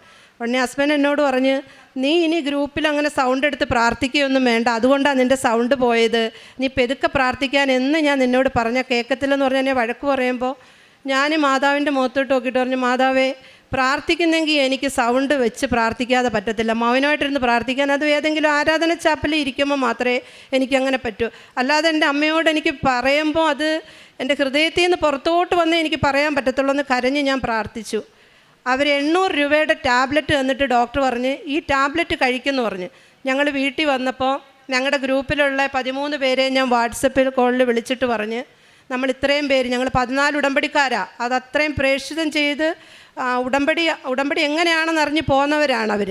അവരോട് പറഞ്ഞു, ഞാൻ മരുന്നെടുത്തില്ല ഈ സൗണ്ട് വരത്തില്ല എന്നുണ്ടേ വേണ്ട, കൃപാസനത്തിൻ്റെ അൾത്താരയിൽ നിന്ന് എനിക്ക് സൗണ്ട് തിരിച്ചു തരാമെങ്കിൽ തന്നാൽ മതിയെന്ന് പറഞ്ഞ്. ഞാൻ ആ മരുന്നെടുത്തില്ല, തൈലം മാത്രം തൊട്ട് പ്രാർത്ഥിച്ച്. പിന്നെ അവർ പ്രാർത്ഥനയ്ക്ക് വരുമ്പോൾ അത്രയും ഉടമ്പടിക്കാരും അവർ ഓടി വന്ന് എൻ്റെ കഴുത്തേൽ അവർ ഉടമ്പടി തൈലം എടുത്തുകൊണ്ട് വന്ന് അവർ കുരിശ് വരച്ച് പ്രാർത്ഥിച്ചിട്ടാണ് പോകുന്നത്. അപ്പോൾ ഹസ്ബൻഡ് ഇടയ്ക്ക് എൻ്റെ അടുത്ത് ചോദിച്ച്, നീ എന്താ മരുന്നെടുക്കാത്തേ? ഞാൻ പറഞ്ഞില്ല, ഞാൻ മരുന്നെടുക്കത്തില്ല, എൻ്റെ കൃപാസനം അമ്മ എനിക്ക് സൗണ്ട് തരുമെങ്കിൽ തന്നാൽ മതിയെന്ന് പറഞ്ഞു. പക്ഷേ ഹസ്ബൻഡ് ഒന്നും പറഞ്ഞില്ല. ഒരു ഹസ്ബൻഡിന് വിശ്വാസമാണ്. പിന്നെ എൻ്റെ സൗണ്ടിൻ്റെ ആ ഒരു പോരായ്മ കൊണ്ടായിരിക്കാൻ ചോദിച്ചത്. ഈ ഫെബ്രുവരി 20-ാം തീയതി എൻ്റെ സൗണ്ട് പഴയതുപോലെ തിരിച്ചു വന്ന് ഞാൻ ഒരു മരുന്നും എടുത്തിട്ടില്ല. മരുന്ന് ഇവിടെ കൊണ്ടുവരാൻ ഞാൻ മറന്നുപോയി, പൊട്ടിക്കാതെ ഞാൻ മരുന്ന് വെച്ചിട്ടുണ്ട്. ഇത്രയും അമ്മ എന്നെ ഇങ്ങനെയൊരു അനുഗ്രഹത്തിന് വേണ്ടിയിട്ടല്ല ഞങ്ങൾ കൃപാസന അമ്മയെ സ്നേഹിക്കുന്നത്, മറ്റുള്ളവരെ കൊണ്ടുവരാനും പിന്നെ ഉടമ്പടി എടുക്കാൻ മുടങ്ങിക്കിടക്കുന്നവരുണ്ട് അങ്ങനെ കൊണ്ടുവരാനും ഒക്കെ ഞങ്ങൾ ഉടമ്പടി എടുത്തത്. ഹസ്ബൻഡ് ഞാനും കൂടെ ഒരുമിച്ചാണ് പ്രേക്ഷിതം ചെയ്യുന്നത്. ഞങ്ങൾക്ക് ഒരുപാട് പരിഹാസമുണ്ട്.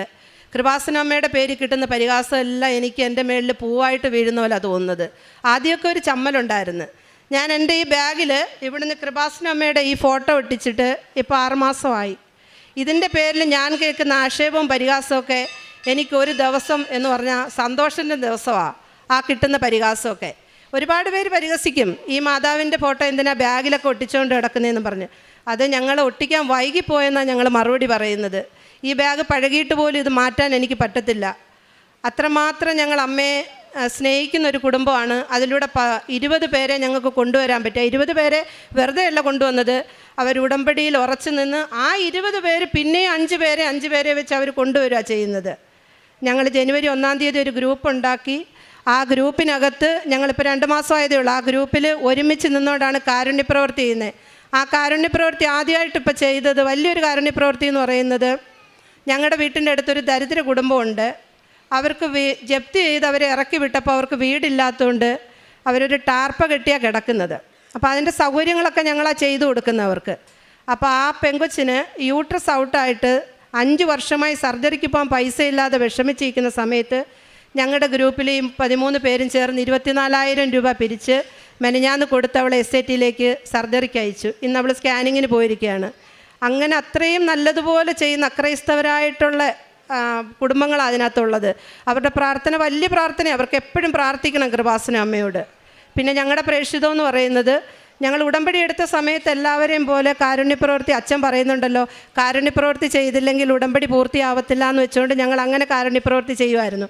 പേരിനും വേണ്ടി ഒരു കുടുംബത്തെ സഹായിക്കും. പിന്നെ ഞങ്ങൾ 2019, 2025 ആയപ്പോഴത്തേക്ക് ഞങ്ങളുടെ കാരുണ്യപ്രവൃത്തി എന്ന് പറയുന്നത്, ഞങ്ങൾ രോഗികളെ സന്ദർശിച്ച രോഗികളെ ഞാൻ ഹോസ്പിറ്റലിൽ കൊണ്ടുപോകും. ആ കൊണ്ടുപോയ രോഗിയുടെ വീട്ടിൽ തന്നെ നിരന്തരം സന്ദർശിക്കുക, അവർക്ക് വേണ്ടുന്ന എല്ലാ സഹായവും ഞാൻ ചെയ്തു കൊടുക്കും. ഭക്ഷണമില്ല എന്നറിയുന്നിടത്ത് ഭക്ഷണം കൊണ്ടു കൊടുക്കും. വസ്ത്രമില്ലാത്ത ഒരുപാട് പേരുണ്ട്, അവർക്ക് ഞങ്ങൾ വസ്ത്രം കൊണ്ടുവന്ന് കൊടുക്കുകയും ഹോസ്പിറ്റലിൽ കൂടെ പോവുകയും, വായിക്കാൻ അറിയാത്തവരുണ്ട്, അതെല്ലാം വായിച്ചെടുത്ത് എല്ലാ ടെസ്റ്റുകളും ഞാൻ തന്നെ ചെയ്തു കൊടുക്കുകയൊക്കെ ചെയ്യും. രണ്ടാമത് പിന്നെ അങ്ങനെ പോയ സമയത്ത് പിന്നെയും കാരുണ്യപ്രവൃത്തിയിൽ വേറൊരു മാറ്റം വന്നപ്പോൾ എനിക്ക് തോന്നി, ഉടമ്പടി എടുത്ത് ഒരുപാട് പേര് ഉടമ്പടി മുടക്കിയിട്ട് കാശുരൂപം പോലും എവിടാന്നറിയാതെ വീടുകളിലിരിക്കുന്നുണ്ട്. ഞാൻ അവരുടെ എല്ലാം വീടുകളിൽ പോയി അവരെ വിളിച്ച് ഇവിടെ കൊണ്ടുവന്നു. ആദ്യം അവർക്ക് അവരുടെ വീട്ടിൽ വെച്ചൊരു ക്ലാസ് കൊടുത്തു. അതിനുശേഷം ഇവിടെ കൊണ്ടുവന്ന് ഉടമ്പടി പുതുക്കി കാരുണ്യപ്രവൃത്തിയിലേക്ക് കൊണ്ടുപോയി. ഞാൻ പോയ മിക്ക ഭവനങ്ങളിലും 3-4 പുതുക്കിയവരുണ്ടായിരുന്നു. പക്ഷേ കാരുണ്യപ്രവൃത്തി ചെയ്തിട്ടുണ്ടോ എന്ന് ചോദിച്ചപ്പോൾ ഒന്നുമില്ല എന്ന് പറഞ്ഞു. അവരെല്ലാം ഇന്ന് എൻ്റെ ഗ്രൂപ്പിനകത്തുണ്ട്. അവരാണ് മുന്നിട്ട് കാരുണ്യപ്രവൃത്തിക്ക് ഇപ്പം നിൽക്കുന്നത്. അങ്ങനെയായിരുന്നു ഞങ്ങൾ 2ാമത് പ്രേക്ഷിതം ചെയ്തത്. 3ാമത്തെ ഈ പ്രേക്ഷിതമായിട്ട് ഉള്ളതായിരുന്നു ഈ ഗ്രൂപ്പ് ഞാൻ ഉണ്ടാക്കി അക്രൈസ്തവരെ കൂടുതൽ പേരെ ഇതിലേക്ക് കൊണ്ടുവരികയും എനിക്കറിയാവുന്ന ഞാൻ പഠിച്ച പ്രാർത്ഥനകളെല്ലാം ഞാൻ അവരെ പഠിപ്പിച്ചു. 10 പേരോളം പേരെ ജപമാല പഠിപ്പിച്ചു, എങ്ങനെ ചൊല്ലണ്ടേന്നെല്ലാം പഠിപ്പിച്ചു. കുരിശിൻ്റെ വഴി ഈ സമയത്ത് അവർക്ക് അറിയത്തില്ലായിരുന്നു, അതെല്ലാം ചെയ്തു.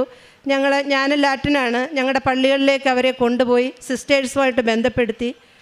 പിന്നെ ഞങ്ങൾ ഈ പ്രേക്ഷിതം എവിടെ ഉടമ്പടി മുടങ്ങിക്കിടക്കുന്നവരുണ്ടോ അവിടെ പോവും. പിന്നെ എന്നെ വിളിക്കും, മറ്റുള്ളവർ നമ്പർ കൊടുത്തിട്ട് എന്നെ വിളിച്ചിട്ട് പറയും ഉടമ്പടി എടുക്കാൻ ഇങ്ങനെ ഒരു കൊച്ചിനെ വിളിച്ചാൽ മതി എന്ന് പറയുമ്പോൾ ഞാൻ ആ വീട്ടിലേക്ക് എത്ര ദൂരെ ആയാലും പോകും. എൻ്റെ ഹസ്ബൻഡ് എത്ര ദൂരെ ആയാലും എന്നെ വിടും അതിന്. അവിടെ പോവും, അവരുമായിട്ട് സംസാരിക്കും. പക്ഷേ പത്രം പ്രേക്ഷിതം ചെയ്യാമെന്നുള്ള ഉറപ്പുണ്ടെങ്കിൽ മാത്രമേ ഞാൻ അവരെ ഉടമ്പടി എടുപ്പിക്കത്തുള്ളൂ. ആദ്യ സമയത്തൊക്കെ ഞാൻ എല്ലാവരെയും ഉടമ്പടി എടുപ്പിക്കുമായിരുന്നു. ഇപ്പം പത്രം പ്രേക്ഷിതം ചെയ്യാമെങ്കിൽ മാത്രമേ ഞാൻ ഉടമ്പടി എടുപ്പിക്കത്തുള്ളൂ. അങ്ങനെ അവരുമായിട്ട് ഇവിടെ ഞാൻ തന്നെ അവർക്ക് വണ്ടിക്കൂലി കൊടുത്ത് ഞാനിവിടെ കൊണ്ടുവരും. പിന്നെ ഞങ്ങളുടെ നാട്ടിൽ കുറച്ച് പേര് സാമ്പത്തികമായിട്ട് ഈ എല്ലാ മാസവും ഇവിടെ വരാൻ ബുദ്ധിമുട്ടുള്ളവരുണ്ടെന്ന് മനസ്സിലാക്കി അവരുമായിട്ട് അവരെ വീട്ടിൽ പോയി ഞാൻ ഇരിക്കും, ഈ പത്രമായിട്ട് അവിടെ പോയി ഇരിക്കും. അപ്പോൾ അവർക്ക് എല്ലാ മാസവും പത്രം വാങ്ങിച്ച് പ്രേക്ഷിതം ചെയ്യാൻ അവർക്ക് ഭയങ്കര ആഗ്രഹമാണ്. പക്ഷേ പത്രം വാങ്ങിക്കാനോ ഇവിടെ വരാനോ ഉള്ള സാമ്പത്തികം ഇല്ലാത്തതുകൊണ്ട് ഞാനും ഹസ്ബൻഡും ഇവിടെ വന്ന് ഞങ്ങൾ 2 കെട്ട് പത്രം വെച്ച് അവർക്കെല്ലാം വാങ്ങിച്ചുകൊണ്ട് കൊടുക്കും. അപ്പോൾ അവർ പ്രേക്ഷിതം ചെയ്യാനായിട്ട് പോകും. എൻ്റെ നാട്ടിലിപ്പോൾ എനിക്ക് പ്രേക്ഷിതം ചെയ്യാൻ പറ്റത്തില്ല, കാരണം ഞാൻ അത്രയും പേരെ കൊണ്ടുവന്ന് അവരെല്ലാം പ്രേക്ഷിതം ചെയ്യുന്നതുകൊണ്ട് ഞങ്ങൾക്ക് വേറെയുള്ള സ്ഥലങ്ങളിലേ പോകാൻ പറ്റൂ. പക്ഷേ ഞങ്ങൾ ഇന്നുവരെ എടുത്ത ഉടമ്പടിയിൽ ഞങ്ങൾ ബസ് സ്റ്റാൻഡിലോ റെയിൽവേ സ്റ്റേഷനിലോ ഒന്നും പത്രം പ്രേക്ഷിതം ചെയ്തിട്ടില്ല, ഹോസ്പിറ്റലിൽ ചെയ്തിട്ടില്ല. കാരണം ഞങ്ങളുടെ നാട്ടിലെ ഹോസ്പിറ്റലിൽ ചെല്ലുമ്പോൾ അവിടുത്തെ OP-യിൽ കസേരയിൽ പത്രം കൂട്ടി വെച്ചിരിക്കുക, അതുകൊണ്ട് ഞങ്ങൾ ചെയ്യത്തില്ല. ഞങ്ങളെല്ലാ വീടുകളും കയറി ഇറങ്ങിയിട്ട് ആ വീട്ടിൽ ഞാൻ 10 മിനിറ്റ് ഇരിക്കും, കൃപാസനത്തെ പറ്റി സംസാരിക്കും, ഉടമ്പടി എന്താണെന്ന് സംസാരിക്കും, യൂട്യൂബിനകത്തുള്ള പ്രധാനപ്പെട്ട സാക്ഷ്യങ്ങൾ അവരെ കേൾപ്പിക്കും.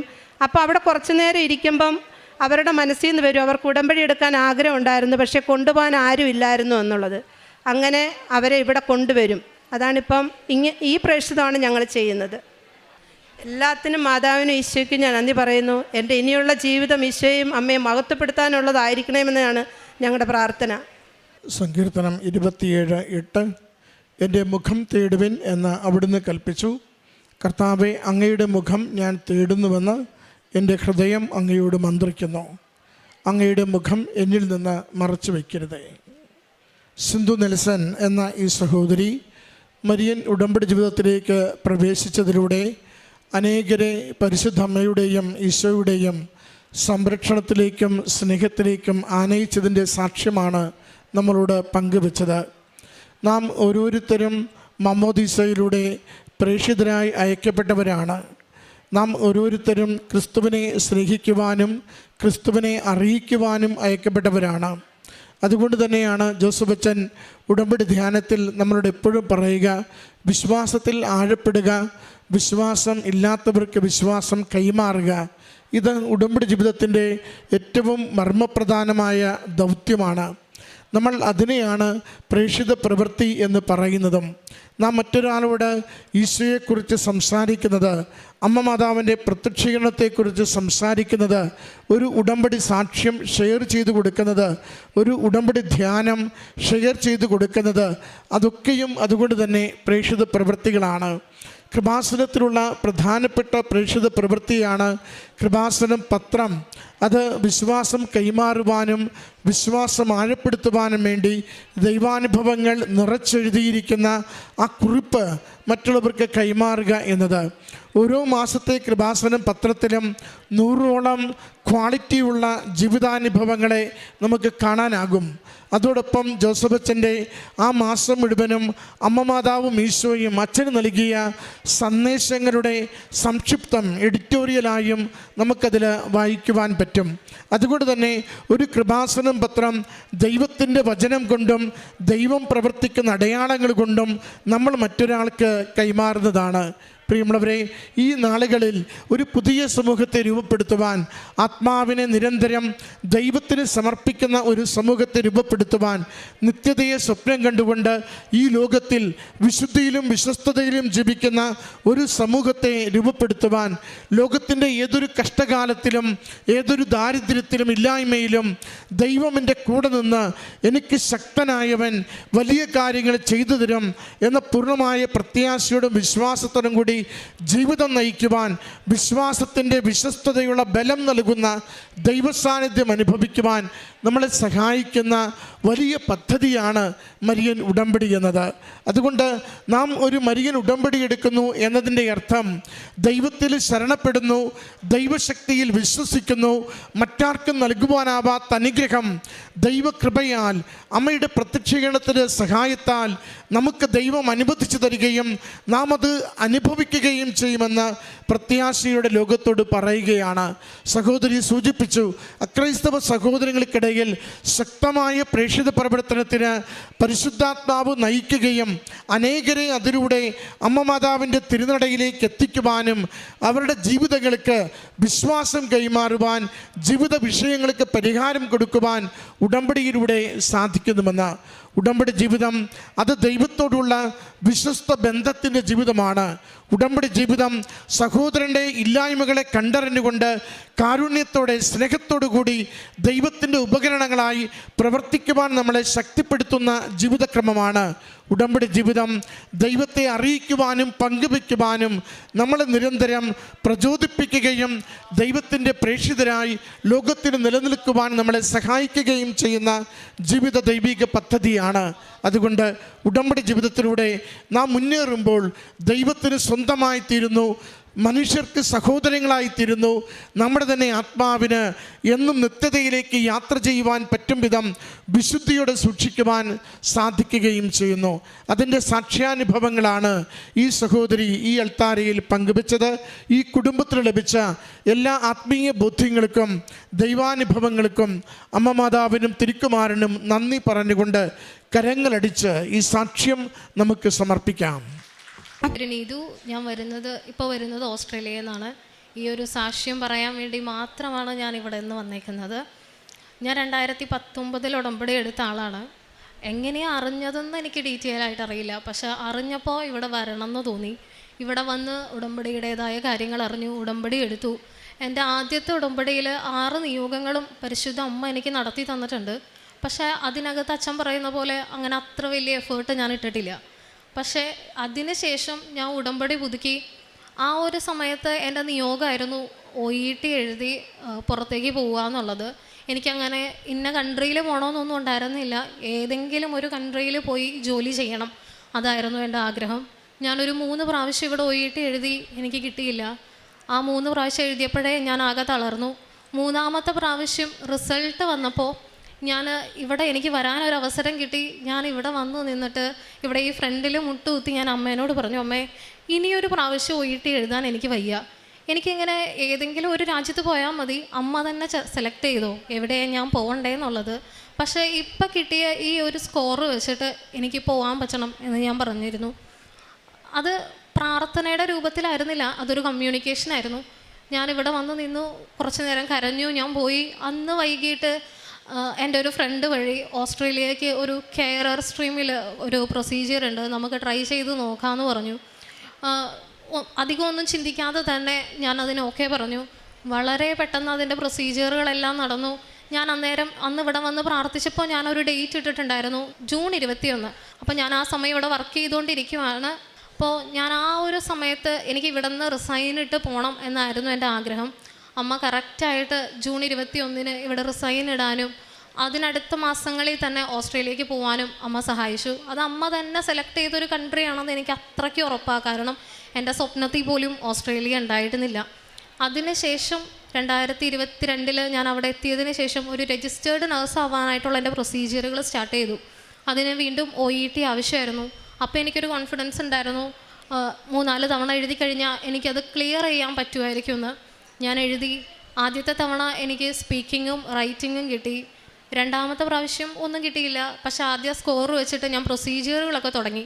പിന്നീട് അങ്ങോട്ടേക്ക് ഒരു പരാജയത്തിൻ്റെ നിര തന്നെയായിരുന്നു. എൻ്റെ കോൺഫിഡൻസ് പോയി. ഞാൻ കംപ്ലീറ്റ്ലി മാതാവിന് സറണ്ടർ ചെയ്തു. ഇതെനിക്ക് എന്നെ കൊണ്ട് കൂട്ടിയാൽ കൂടില്ല എന്ന് എനിക്ക് അത്രയ്ക്ക് ഉറപ്പായിരുന്നു. പക്ഷേ എനിക്ക് അപ്പോഴൊരു സംശയം ഉണ്ടായിരുന്നു. ഞാൻ ഇത്രയും തവണ ഈ പരീക്ഷകൾ എഴുതി ഏതെങ്കിലും ഒരു പ്രാവശ്യം ഞാൻ ജയിച്ചു കഴിഞ്ഞാൽ എങ്ങനെ എനിക്കറിയാൻ പറ്റും ഇത് അമ്മ തന്നതാണ്, ഇത് ഉടമ്പടി വഴി കിട്ടിയതാണ്? ആ ഒരു സംശയം എൻ്റെ ഉള്ളിലുണ്ടായിരുന്നു. പിന്നെ എൻ്റെ ചുറ്റുമുള്ളവർ എന്നെ കളിയാക്കാനുണ്ടായിരുന്നു ഉടമ്പടീനെ പറ്റിയും. അതിനകത്ത് വിശ്വാസമില്ലാത്തത് കൊണ്ട് തന്നെ പലരും എന്നെ കളിയാക്കിയിട്ടുള്ളൂ ഇവിടെ വരുന്നതിലും ഉടമ്പടിയുടെ കാര്യങ്ങൾ ഷെയർ ചെയ്യുന്നതിലുമെല്ലാം. അപ്പോൾ എനിക്ക് അവർക്കും കൂടെ ഇത് എനിക്ക് അമ്മ തന്നതാണ് എന്ന് കൃത്യവും വ്യക്തവുമായുള്ള അടയാളത്തിൽ പറയണമെന്ന് എനിക്ക് അത്രയ്ക്ക് ആഗ്രഹമായിരുന്നു. പിന്നീട് പരീക്ഷകൾ എഴുതാൻ തുടങ്ങി. കാര്യം മാനസികമായിട്ട് ഞാൻ ഒത്തിരി തളർന്നെങ്കിലും എങ്ങനെയെന്നറിയില്ല ഞാൻ എഴുതിയും കൊണ്ടിരുന്നു. ഒരു മോർ ദാൻ 16 പ്രാവശ്യത്തിലധികം ഞാൻ OET എഴുതിയിട്ടുണ്ട്, ഓരോരോ സബ്ജക്റ്റുകൾ, ഓരോരോ മോഡ്യൂൾ വെച്ചിട്ട്. അതിനകത്ത് അവസാനം പാസ്സായി. പക്ഷേ റിസൾട്ടുകളെല്ലാം സബ്മിറ്റ് ചെയ്തപ്പോഴാണ് ഞാൻ റിയലൈസ് ചെയ്തത് ഇവിടുത്തെ ഉടമ്പടിയുമായിട്ട് കൃപാസനത്തിലെ പ്രത്യക്ഷീകരണവുമായിട്ട് ബന്ധപ്പെട്ട തീയതികളിലാണ് ഞാൻ എക്സാം എല്ലാം ജയിച്ചേക്കുന്നത്. ആദ്യത്തെ എൻ്റെ പരീക്ഷ ജപമാല റാലിയുടെ അന്ന് നടന്ന പരീക്ഷ. ആ പരീക്ഷയിലാണ് എനിക്ക് സ്പീക്കിങ്ങും റൈറ്റിങ്ങും കിട്ടിയേക്കുന്നത്. രണ്ടാമത്തെ ഡിസംബർ 7-ാം തീയതി അന്നത്തെ പരീക്ഷയിൽ എനിക്ക് ലിസണിങ് കിട്ടി. പിന്നീട് ഞാൻ എഴുതിയത് മെയ് മാസ വണക്കത്തിൻ്റെ ആ മാസം അവസാനത്തെ ആഴ്ചയിലുണ്ടായിരുന്ന പരീക്ഷ. അപ്പോൾ അത് എഴുതുമ്പോഴേ ഞാൻ വിചാരിച്ചിരുന്നു ഇനിയൊരു പരീക്ഷയ്ക്ക് വേണ്ടി ഞാൻ വരില്ല, കാരണം ഞാൻ അത്രയ്ക്കും ടയേർഡായി. അപ്പം ഞാൻ അമ്മയുടെ അടുത്ത് പറഞ്ഞു, അമ്മേ ഇനിയൊരു പരീക്ഷയ്ക്ക് ഞാൻ വരില്ല, ഞാൻ നിൽക്കുന്ന സ്ഥലത്തുനിന്ന് ഒരു 400 കിലോമീറ്റർ പോകണം ഓരോ തവണ പരീക്ഷ എഴുതാനും. അപ്പോൾ എനിക്കൊരു കുഞ്ഞുണ്ട്, അതിനെ ഇട്ടിട്ടാണ് ഞാൻ ഈ പോയും വരെയൊക്കെ ചെയ്യുന്നത്. സംടൈംസ് അവനെയും കൊണ്ട് പോകുമ്പോൾ അതിനെയും കൂടെ ഞാൻ ബുദ്ധിമുട്ടിപ്പിക്കുകയാണ്. അപ്പോൾ ഞാൻ അമ്മയുടെ അടുത്ത് പറഞ്ഞ് വിഷമിച്ച് ഞാൻ ഈ ഒരു കാര്യം പറഞ്ഞു, അമ്മേ എനിക്ക് നീ തരാനുള്ളതാണെന്നുണ്ടെങ്കിൽ എനിക്കൊരു അടയാളം വേണം. അപ്പോൾ ആ പരീക്ഷയ്ക്ക് ഞാൻ പോയപ്പോൾ ഞാൻ ചോദിച്ചത് ഒരു നീല കളറ് വസ്ത്രമായിട്ട് ആരെങ്കിലും എൻ്റെ പരീക്ഷയ്ക്ക് അവിടെ ഉണ്ടാവണം, അതൊരു അടയാളമായിട്ട് ഞാൻ എടുക്കുമെന്നാണ് വിചാരിച്ചേ. എക്സാം ഭയങ്കര പാടായിരുന്നു. എല്ലാവരും വന്നിട്ട് ആ എക്സാം ഭയങ്കര ഈസിയാണെന്ന് പറഞ്ഞപ്പോഴും ഞാൻ അവിടെ ഇരുന്ന് കരയാണ്, കാരണം എനിക്ക് ഭയങ്കര പാടായിരുന്നു. പല ആൻസറും എനിക്ക് എഴുതാൻ പറ്റിയിട്ടില്ല. അന്നേരം ഞാൻ അവിടെ ഇരുന്ന് വിഷമിക്കുന്ന സമയത്ത് ഒരു നീല കളറ് ഗൗൺ ഇട്ടിട്ട് ഒരു നല്ല ഭംഗിയുള്ളൊരു സ്ത്രീ അങ്ങോട്ട് വന്നു. അപ്പോൾ അവിടെ ഉണ്ടായിരുന്ന എല്ലാവരെയും നോക്കി ചിരിച്ചു, എന്നെ നോക്കി ചിരിച്ചില്ല. അവർ എന്തോ ഒന്ന് നോക്കി പുറത്തേക്ക് ഇറങ്ങിപ്പോയി. അപ്പോഴും ഞാൻ റിയലൈസ് ചെയ്തിട്ടുണ്ടായിരുന്നില്ല. ഞാൻ അവിടെ ഉപ്പിട്ട് പ്രാർത്ഥിച്ച് ഞാൻ തിരിച്ചു പോന്നു. അപ്പോൾ ഞാൻ അമ്മയുടെ അടുത്ത് പറഞ്ഞു, അമ്മേ നീ തരുവാണെന്നുണ്ടെങ്കിൽ ഈ മെയ് മാസം അവസാനത്തിന് മുൻപ് ഒരു 5 ഡേയ്സ് കൂടി ഉള്ളൂ മെയ് മാസം തീരാനായിട്ട്, അതിനുള്ളിൽ എനിക്ക് എൻ്റെ റിസൾട്ട് വേണം എന്ന് ഞാൻ പറഞ്ഞിട്ടുണ്ടായിരുന്നു. അതൊട്ടും പോസിബിൾ അല്ല, കാരണം OETയുടെ റിസൾട്ട് വരാൻ ഒരു 3 ആഴ്ചയെങ്കിലും സമയമെടുക്കും. പക്ഷേ പരീക്ഷ എഴുതി ആ 5-ാമത്തെ ദിവസം എൻ്റെ റിസൾട്ട് വന്നു. അത് എനിക്ക് റിക്വയർഡായിട്ടുള്ള സ്കോർ അമ്മ എനിക്ക് തന്നു. അങ്ങനെ ആ ഒരു കടമ്പ കഴിഞ്ഞു. 2-ാമത്തെ കടമ്പയിലേക്ക് വന്നു, IQN തിയറി. അതിനകത്ത് 2 സെക്ഷനാണുള്ളത്, ഒന്ന് കാൽക്കുലേഷനും 2-ാമത്തെ തിയറിയും. അതിനകത്തും പരിശുദ്ധ അമ്മ കൃത്യമായിട്ട് എന്നെ സഹായിച്ചു. കാരണം ആ പരീക്ഷയിൽ കാൽക്കുലേഷൻസിൽ ഒരെണ്ണം തെറ്റാണെന്ന് എനിക്ക് പൂർണ്ണമായിട്ടുള്ള ബോധ്യം ഉണ്ടായിരുന്നു. അന്നേരം തന്നെ ഞാൻ അവിടെ ഉപ്പിട്ട് പ്രാർത്ഥിച്ച് ഞാൻ അമ്മയുടെ അടുത്ത് പറഞ്ഞു, അമ്മേ ഈ പരീക്ഷ ജയിച്ചാൽ ഞാൻ ഇവിടെ വന്ന് സാക്ഷ്യം പറയും, അത് പറഞ്ഞിട്ടേ ഞാൻ അടങ്ങുള്ളൂ എന്ന് ഞാൻ തീരുമാനിച്ചിട്ടുണ്ടായിരുന്നു. അന്ന് അച്ഛൻ എക്സാം കഴിഞ്ഞു. അന്ന് എനിക്ക് ഫിസിക്കലി ഞാൻ ഭയങ്കര സിക്കായിരുന്നു. എങ്ങനെയെങ്കിലും പരീക്ഷ കഴിഞ്ഞെന്ന് പുറത്തിറങ്ങിയാൽ മതി എന്ന് ചിന്തിച്ച സമയം. ആ സമയത്ത് ആ ഓപ്ഷനിൽ ഒരു 7 എന്നൊരു ഓപ്ഷൻ ഉണ്ടായിരുന്നു. ഞാൻ പ്രാർത്ഥിച്ച ആ ഓപ്ഷൻ ഞാൻ സെലക്ട് ചെയ്തു. കൂടുതലൊന്നും ചിന്തിക്കാനുള്ള സമയം എനിക്കുണ്ടായിരുന്നില്ല. പരീക്ഷ കഴിഞ്ഞു, പുറത്തിറങ്ങി. ഞാൻ അച്ഛൻ്റെ പ്രത്യക്ഷീകരണ പ്രാർത്ഥന കൂടി. അന്നേരം ഞാൻ എൻ്റെ പാസ്പോർട്ട് സമർപ്പിച്ച് ഞാൻ പ്രാർത്ഥിച്ചു. ഞാൻ അമ്മയുടെ അടുത്ത് പറഞ്ഞു, ഈ ഒരു പരീക്ഷയ്ക്ക് വേണ്ടി ഇനി എന്നെ നീ ഇവിടെ വരുത്തിക്കരുത്. അതിനുശേഷം തൊട്ടടുത്ത് തന്നെ ഉണ്ടായിരുന്ന പള്ളിയിൽ പോയി ഒരു ജപമാല ചൊല്ലി. ആ ജപമാല തീരുന്നതിനുള്ളിൽ എൻ്റെ റിസൾട്ട് വന്നു, ഞാൻ പാസ്സായി. അപ്പോഴേ ഞാൻ തീരുമാനിച്ചു ഇങ്ങോട്ട് വരൂ എന്നുള്ളത്. 3-ാമത്തെ എൻ്റെ അടുത്ത എക്സാം എന്ന് പറയുന്നത് ഓസ്കിയാണ്. അപ്പോൾ ഓസ്കിക്ക് ഞാൻ ന്യൂസിലാൻഡിൽ പോകണം. ആ ഒരു എക്സാമിന് എനിക്ക് കിട്ടുന്ന ഡേറ്റ് ഈ വർഷം ജൂൺ 22-നാണ്. അപ്പോൾ ഞാൻ ഈ തിയറി എക്സാം കഴിഞ്ഞപ്പോൾ ഞാനൊരു ഡേറ്റ് ഇട്ടിട്ടുണ്ടായിരുന്നു, 2025 ഡിസംബർ 7. അതിനുള്ളിൽ എനിക്ക് എൻ്റെ രജിസ്ട്രേഷൻ കിട്ടണം എന്നുള്ളതായിരുന്നു എൻ്റെ നിയോഗം. അപ്പോൾ ഞാൻ ഈ ഒരു വിഷയം എഴുതി എൻ്റെ ബൈബിളിൻ്റെ മുകളിൽ വെച്ചിട്ട് ഞാൻ എന്നും പ്രാർത്ഥിക്കും. അപ്പോൾ എൻ്റെ ഹസ്ബൻഡ് ഇത് വായിക്കും. അപ്പോൾ ഹസ്ബൻഡ് എന്നോട് ചോദിച്ചു, നീ ഇങ്ങനെ ഒരു ഡേറ്റ് എഴുതി വെച്ചിട്ട് നിനക്കത് കിട്ടിയില്ലല്ലോ, നിനക്കിപ്പോൾ ജൂൺ 22-നല്ലേ ഇങ്ങനെ ഒരു ഡേറ്റ് കിട്ടിയേക്കുന്നതെന്ന് ചോദിച്ചപ്പോൾ എനിക്ക് ഭയങ്കര വിഷമമായി. അപ്പോൾ ഞാൻ അമ്മയുടെ അടുത്ത് പറഞ്ഞു, അമ്മേ ഇതെൻ്റെ ഹസ്ബൻഡിൻ്റെ വിശ്വാസത്തെയും കൂടെ ബാധിക്കുന്ന ഒരു കാര്യമാണ്. അപ്പോൾ അതുകൊണ്ട് നിനക്ക് ചെയ്തു തരാൻ പറ്റുമെന്ന് എനിക്കറിയാം, നിനക്ക് ഇഷ്ടമുണ്ടെങ്കിൽ എനിക്കിത് നടത്തി തരണം എന്ന് പറഞ്ഞു. അതിൻ്റെ ഇടയ്ക്ക് തന്നെ ഞാൻ ന്യൂസിലാൻഡിൽ പോയിട്ടുള്ള കോച്ചിങ്ങിനൊക്കെ ഡേറ്റ് എടുത്തു.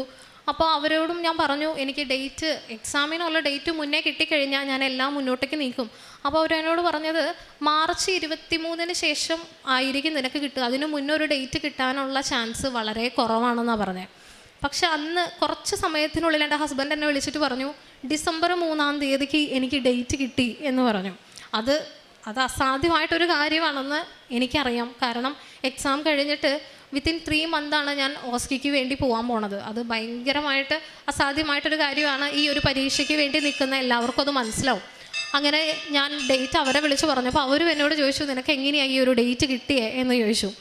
എക്സാമിന് വേണ്ടി ഞാൻ അവിടെ ചെന്നു. എല്ലാവർക്കും ഭയങ്കര പേടിയായിട്ടിരിക്കുന്ന സമയത്ത് എനിക്ക് മാത്രം പേടി എന്ന് പറയുന്നത് വരുന്നതേ ഇല്ല. അപ്പം ഞാൻ വിചാരിച്ചു ഇതെന്തായി എനിക്ക് സംഭവിക്കുന്നതെന്ന് എനിക്ക് മനസ്സിലാവണില്ല. കാരണം അത്യാവശ്യം എക്സാം എന്ന് കേൾക്കുമ്പോൾ അത്യാവശ്യം പേടിയൊക്കെ എനിക്കുണ്ട്. പക്ഷേ അന്നത്തെ ആ 3 ദിവസത്തെ എക്സാമിന് എനിക്ക് ഒരു പേടിയില്ല. ഞാൻ അവിടെ ചെന്നു, എല്ലാവരും എക്സാമിന് വേണ്ടി പ്രിപ്പയർ ചെയ്യുന്നു, ഞാനും പ്രിപ്പയർ ചെയ്യുന്നുണ്ട്. പക്ഷെ അധികമൊന്നും വായിക്കാതെ തന്നെ എനിക്ക് പെട്ടെന്ന് എല്ലാ കാര്യങ്ങളും എൻ്റെ തലയിൽ ആരോ ഉറപ്പിച്ച് വെക്കുന്ന പോലെ എനിക്ക് തോന്നി. ഞാൻ എല്ലാ ദിവസവും അപ്പം അന്ന് ഞാനൊരു അടയാളം പറഞ്ഞു, എനിക്ക് കിട്ടുന്ന റൂംമേറ്റ് ഉടമ്പടി എടുത്തിട്ടുള്ള ഒരാളായിരിക്കണം. അത് ഞാൻ അന്ന് ഓസ്ട്രേലിയയിൽ നിന്ന് ന്യൂസിലാൻഡിലേക്ക് ഫ്ലൈറ്റിൽ കയറുമ്പോൾ ഞാൻ അമ്മയുടെ അടുത്ത് പറഞ്ഞ കാര്യമാണ്. ഞാൻ അവിടെ ചെന്നു, അതുപോലെ തന്നെ ഉടമ്പടി എടുത്തൊരു കുട്ടിയാണ് എനിക്ക് റൂംമേറ്റ് ആയിട്ട് കിട്ടിയത്. അപ്പോൾ വീണ്ടും എനിക്ക് ധൈര്യം കൂടി. എക്സാമിൻ്റെ അന്ന് ഞാൻ പോയി, എക്സാം ഭയങ്കര കൂളായിട്ട് ഞാൻ അറ്റൻഡ് ചെയ്തു. അപ്പോൾ കൂടെയുള്ള എല്ലാവരും ഓരോരോ ആൻസറും എല്ലാം പറയുമ്പോൾ എനിക്കതിനെപ്പറ്റി ഒന്നും ചിന്തിക്കാൻ നേരമില്ല. ഞാൻ നന്ദി പറഞ്ഞിട്ടിരിക്കുക. കാരണം എനിക്കറിയില്ല ഞാൻ ഇത്ര കൂളായിട്ട് ഈ പരീക്ഷ എങ്ങനെ എഴുതിയെന്നുള്ളത്. എക്സാം കഴിഞ്ഞ് എല്ലാവരും പുറത്തിറങ്ങിയ സമയത്ത് എൻ്റെ കൂടെ 2-3 പേരുണ്ട്. അവർക്ക് കൃപാസനത്തിൽ വിശ്വാസമൊന്നും ഇല്ലാത്ത ആൾക്കാരാണ്. അവിടെയും ഞാൻ പോയിട്ട് ഞാൻ പഠിക്കുന്നതിൻ്റെ ഇടയ്ക്ക് പത്രം കൊടുക്കും, അവരോട് പറയും ഞാൻ ഈ എക്സാമിന് ന്യൂസിലാൻഡിൽ പോകുന്നതിന് മുൻപേ ഇന്ന് ഇവിടെ വരാനുള്ള ടിക്കറ്റ് ബുക്ക് ചെയ്തിട്ടുണ്ടായിരുന്നു. അപ്പോൾ അത് എങ്ങനെയാണ് എനിക്ക് പറ്റിയതെന്ന് വെച്ചാൽ അമ്മ വഴി തന്നെയാണ്. അമ്മയാണ് എനിക്ക് അത്രയും വിശ്വാസം തന്നത്. അപ്പോൾ ഈ സഹനങ്ങളാണ് എനിക്ക് ഇത്രയും വിശ്വാസം തന്നതെന്ന് എനിക്ക് ഉറപ്പാണ്. കാരണം ഇത്രയും തവണ ഞാൻ തോറ്റപ്പോഴും ഒരു തവണ പോലും ഉടമ്പടീനെ ഞാൻ തള്ളി പറഞ്ഞിട്ടില്ല. ആരെങ്കിലും എന്നോട് പറയുവാണ് നീ ഉടമ്പടി എടുത്തിട്ടും നിനക്ക് കിട്ടിയില്ല എന്ന് പറയുവാണെങ്കിൽ എനിക്ക് അവരോടൊരു ചെറിയ ദേഷ്യം തോന്നും. കാരണം അവരെൻ്റെ അമ്മേനെ കുറ്റം പറയുന്ന പോലെ എനിക്ക് തോന്നും. അപ്പം ഞാൻ അമ്മയുടെ അടുത്തും പറയാം, അമ്മേ ഇവരെന്നോട് ഇങ്ങനെ ചോദിക്കുമ്പോൾ ഇവർക്ക് എന്ത് മറുപടി ഞാൻ കൊടുക്കും? എന്തിനാണ് എന്നെ ഇത്രയും തോൽപ്പിക്കുന്നത് എന്ന് ഞാൻ ചോദിച്ചതിന് എനിക്ക് ഉത്തരം കിട്ടിയത് ഇത്രയും തോൽവികൾ വന്നപ്പോൾ ഞാനൊരു ബേസിക് ലെവലിൽ നിന്ന് എൻ്റെ വിശ്വാസം അതങ്ങോട്ടും ആഴപ്പെട്ടു. എത്രയൊക്കെ ഡിഫിക്കൽട്ട് സിറ്റുവേഷൻ വന്നാലും ഞാൻ കരകയറി പോരും, എന്നെ കരകയറ്റി കൊണ്ടുവരാൻ ആളുണ്ട് എന്നൊരു ധൈര്യം എനിക്ക് വന്നു. അപ്പോൾ ഈ പരീക്ഷയുടെ റിസൾട്ടിന് മുൻപ് എക്സാം കഴിഞ്ഞ ഉടനെ തന്നെ ഞാൻ എൻ്റെ കൂടെ ഉണ്ടായിരുന്നവരോട് എൻ്റെ മമ്മി വിളിച്ചപ്പോൾ ഞാൻ അവരുടെ മുന്നിൽ വെച്ച് പറഞ്ഞു, മമ്മി ഞാൻ ഈ എക്സാം പാസ്സാവും, എന്നെ അമ്മ പാസ്സാക്കിക്കും. കാരണം ഇത്രയും ധൈര്യത്തോടെ ഞാൻ ഈ പരീക്ഷ എഴുതിയിട്ടുണ്ടെങ്കിൽ അതെൻ്റെ കഴിവല്ല, അത് അമ്മയുടെ കഴിവാണ്. അങ്ങനെ പരീക്ഷ കഴിഞ്ഞു. ജാനുവരി 22 ശേഷം റിസൾട്ട് വരുമെന്ന് പറഞ്ഞത് ഡിസംബർ 14-15 ആയപ്പോഴേക്കും എൻ്റെ റിസൾട്ട് വന്നു. ഞാൻ പാസ്സായി. അതും പരിശുദ്ധ അമ്മ എന്നെ എടുത്തുയർത്തി. അപ്പോൾ ഈ ഒരു സ്റ്റേഷനിൽ എൻ്റെ എല്ലാ രജിസ്ട്രേഷൻ പ്രോസസ്സിങ്ങിലും പരിശുദ്ധ അമ്മയുടെ കൃത്യമായിട്ടുള്ള അടയാളമുണ്ട്. എനിക്ക് ഇത് തന്നത് ഞാനാണ് ഈ ഷോയിൽ നിന്നും ഇത് വാങ്ങി തന്നത് എന്ന് ആർക്കും തർക്കിച്ച് ചെയ്യിക്കാൻ പറ്റാത്ത വിധം അമ്മ അതിനുള്ള അടയാളം എനിക്ക് തന്നിട്ടുണ്ട്. അതിനുശേഷം എൻ്റെ വിസ പ്രോസസ്സിങ്, എനിക്ക് നഴ്സായിട്ട് വർക്ക് ചെയ്യണമെങ്കിൽ ഒരു വിസ വേണം. വീണ്ടും എനിക്കൊരു ലാംഗ്വേജ് ടെസ്റ്റ് എഴുതണമായിരുന്നു, PTE. അത് ഞാൻ കഴിഞ്ഞ 2-3 ആഴ്ചകളായിട്ട് അതിന് വേണ്ടി ട്രൈ ചെയ്തുകൊണ്ടിരിക്കുമായിരുന്നു. ആദ്യം എഴുതി കിട്ടിയില്ല, രണ്ടാമത് എഴുതി റിക്വയർഡ് സ്കോർ കിട്ടിയില്ല, മൂന്നാമത് എഴുതി കിട്ടിയില്ല. അന്നേരം വിഷമായി. ഞാൻ അമ്മയുടെ അടുത്ത് പറഞ്ഞു, അമ്മേ ഇനി ഒരു പരീക്ഷ എഴുതാനുള്ള മാനസികാവസ്ഥ എനിക്കില്ല. എന്തുകൊണ്ടാണ് ഈ ലാംഗ്വേജ് ടെസ്റ്റ് തന്നെ എന്നെ ഇങ്ങനെ പരീക്ഷിച്ചുകൊണ്ടിരിക്കുന്നത്? ഞാൻ ആകെ തളർന്നു, എനിക്കിനി പോകാൻ വയ്യ എന്ന് ഞാൻ പറഞ്ഞു. അപ്പോൾ ഞാൻ ഹസ്ബൻഡിനോട് ചോദിച്ചു, നമുക്കൊന്ന് റീവാലുവേഷന് കൊടുത്താലോ എന്ന് ചോദിച്ചപ്പോൾ ആൾ പറഞ്ഞു, വേണ്ട, വെറുതെ പൈസ കളയുന്ന ഒരു കാര്യമാണ്, അത് വേണ്ടാന്ന് പറഞ്ഞു. പക്ഷെ അപ്പോൾ അടുത്ത ഡേറ്റിന് വേണ്ടി ഞാൻ ബുക്ക് ചെയ്യാനായിട്ട് ട്രൈ ചെയ്തിട്ടിരുന്നു. ലാസ്റ്റ് പേയ്മെൻറ്റിൻ്റെ സെക്ഷൻ വരുമ്പോൾ വെബ്സൈറ്റ് ക്ലോസ് ആയി പോകും. അതെങ്ങനെയാണ് സംഭവിക്കണമെന്ന് എനിക്കറിയില്ല. 3 പ്രാവശ്യം അങ്ങനെ സംഭവിച്ചു. അപ്പോൾ എനിക്ക് 4ാമത് എനിക്ക് ദേഷ്യം വന്നു. കാരണം റിസൾട്ട് വന്ന് ഫെയിലായിട്ടിരിക്കണതിൻ്റെ വിഷമം. അതിൻ്റെ ഇടയ്ക്ക് അടുത്ത ഡേറ്റ് എടുക്കാൻ നോക്കിയിട്ട് പറ്റുന്നില്ല. അങ്ങനെ ഞാൻ ലാപ്ടോപ്പ് എടുത്തു. അപ്പോൾ ഹസ്ബൻഡ് പറഞ്ഞു, ലാപ്ടോപ്പ് വഴി ചെയ്തു നോക്ക്, പറ്റുമായിരിക്കും എന്ന് പറഞ്ഞു. ലാപ്ടോപ്പ് ഓപ്പൺ ആക്കി. അതിനകത്തും സെയിം, എനിക്ക് ഓപ്പൺ ആക്കാൻ പറ്റുന്നുണ്ട്, പക്ഷെ കണ്ടിന്യൂ ചെയ്യാൻ പറ്റുന്നില്ല. പെട്ടെന്ന് തന്നെ റീവാലുവേഷൻ എന്ന് പറയുന്ന ഒരു സംഗതി അതിനകത്ത് എൻ്റെ കണ്ണിൽ പെട്ടു. അതിനകത്തൊരു നമ്പർ കൊടുത്തിട്ടുണ്ട്. ഞാൻ ആളോടൊന്നും ചോദിക്കാതെ ആ നമ്പറിലേക്ക് ഞാൻ വിളിച്ചു.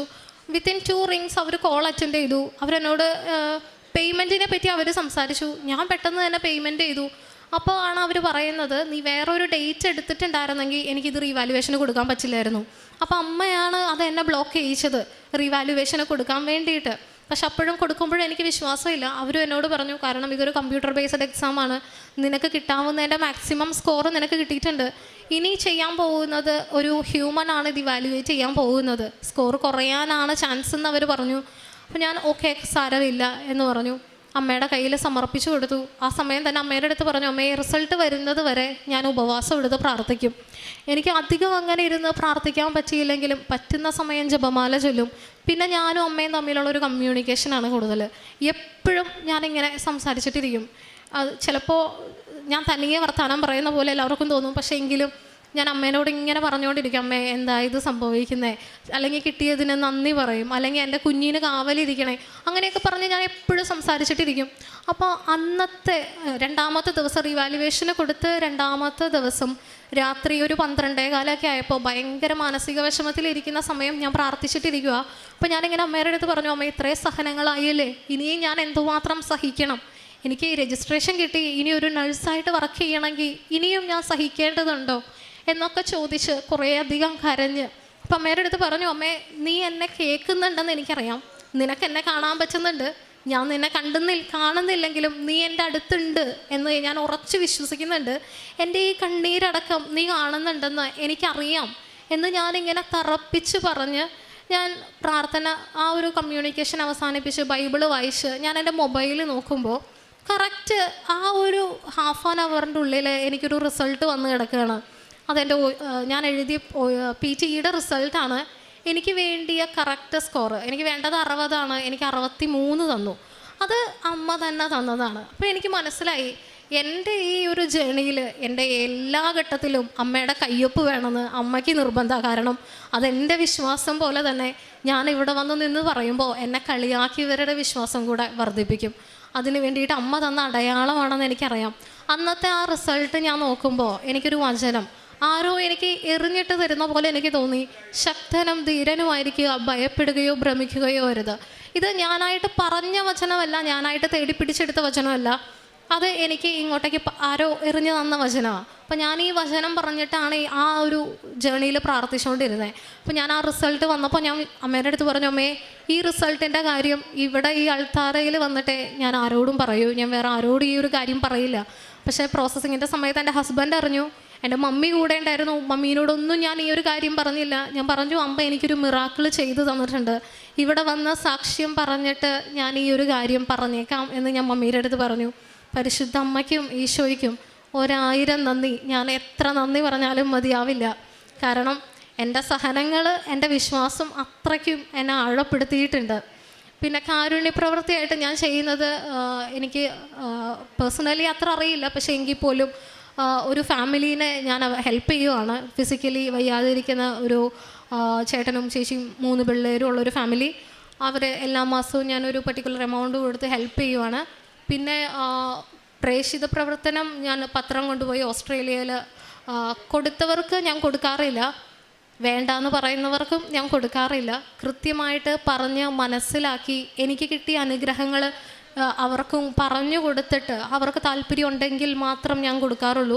അതിൻ്റെ കൂടെ കാശ് രൂപം കൂടെ ഞാൻ കൊടുക്കാറുണ്ട് അവർക്ക്. ഇത്രയും കാര്യങ്ങളാണ് എനിക്ക് പരിശുദ്ധ അമ്മ ഈശോയിൽ നിന്നും വാങ്ങി തന്നത്. ഈശോയ്ക്കും പരിശുദ്ധ അമ്മയ്ക്കും 1000 നന്ദി. പ്രഭാഷകൻ്റെ പുസ്തകം 17-ാം അധ്യായം 11-12 തിരുവചനങ്ങൾ. അവിടുന്ന് അവരുടെ മേൽ ജ്ഞാനം വർഷിക്കുകയും ജീവൻ്റെ നിയമം അവർക്ക് നൽകുകയും ചെയ്തു. അവിടുന്ന് അവരുമായി ശാശ്വതമായ ഒരു ഉടമ്പടി ഉറപ്പിക്കുകയും തൻ്റെ നീതിവിധികൾ അവർക്ക് വെളിപ്പെടുത്തി കൊടുക്കുകയും ചെയ്തു. നീതു എന്ന മകൾ തനിക്ക് ലഭിച്ച അനുഗ്രഹങ്ങൾക്ക് നന്ദി പറയുവാനും വലിയ ഒരു വിശ്വാസ പ്രഖ്യാപനം നടത്തുവാനും വേണ്ടി മാത്രമാണ് ഓസ്ട്രേലിയയിൽ നിന്നും ഫ്ലൈറ്റ് ബുക്ക് ചെയ്ത് ഇവിടെ ഇന്ന് കൃപാസനത്തിലേക്ക് വന്നിരിക്കുന്നത്. നീതുവിൻ്റെ ജീവിതത്തിൽ പരിശുദ്ധ അമ്മയുടെ മധ്യസ്ഥതയിലൂടെ ഒരുപാട് അനുഗ്രഹങ്ങളും അഭിഷേകവും ലഭിച്ചതിൻ്റെ ഒരു അക്കൗണ്ട് ഇന്ന് ഈശോയുടെ മുൻപിൽ, പരിശുദ്ധ അമ്മയുടെ മുൻപിൽ പ്രസൻറ്റ് ചെയ്യുകയായിരുന്നു.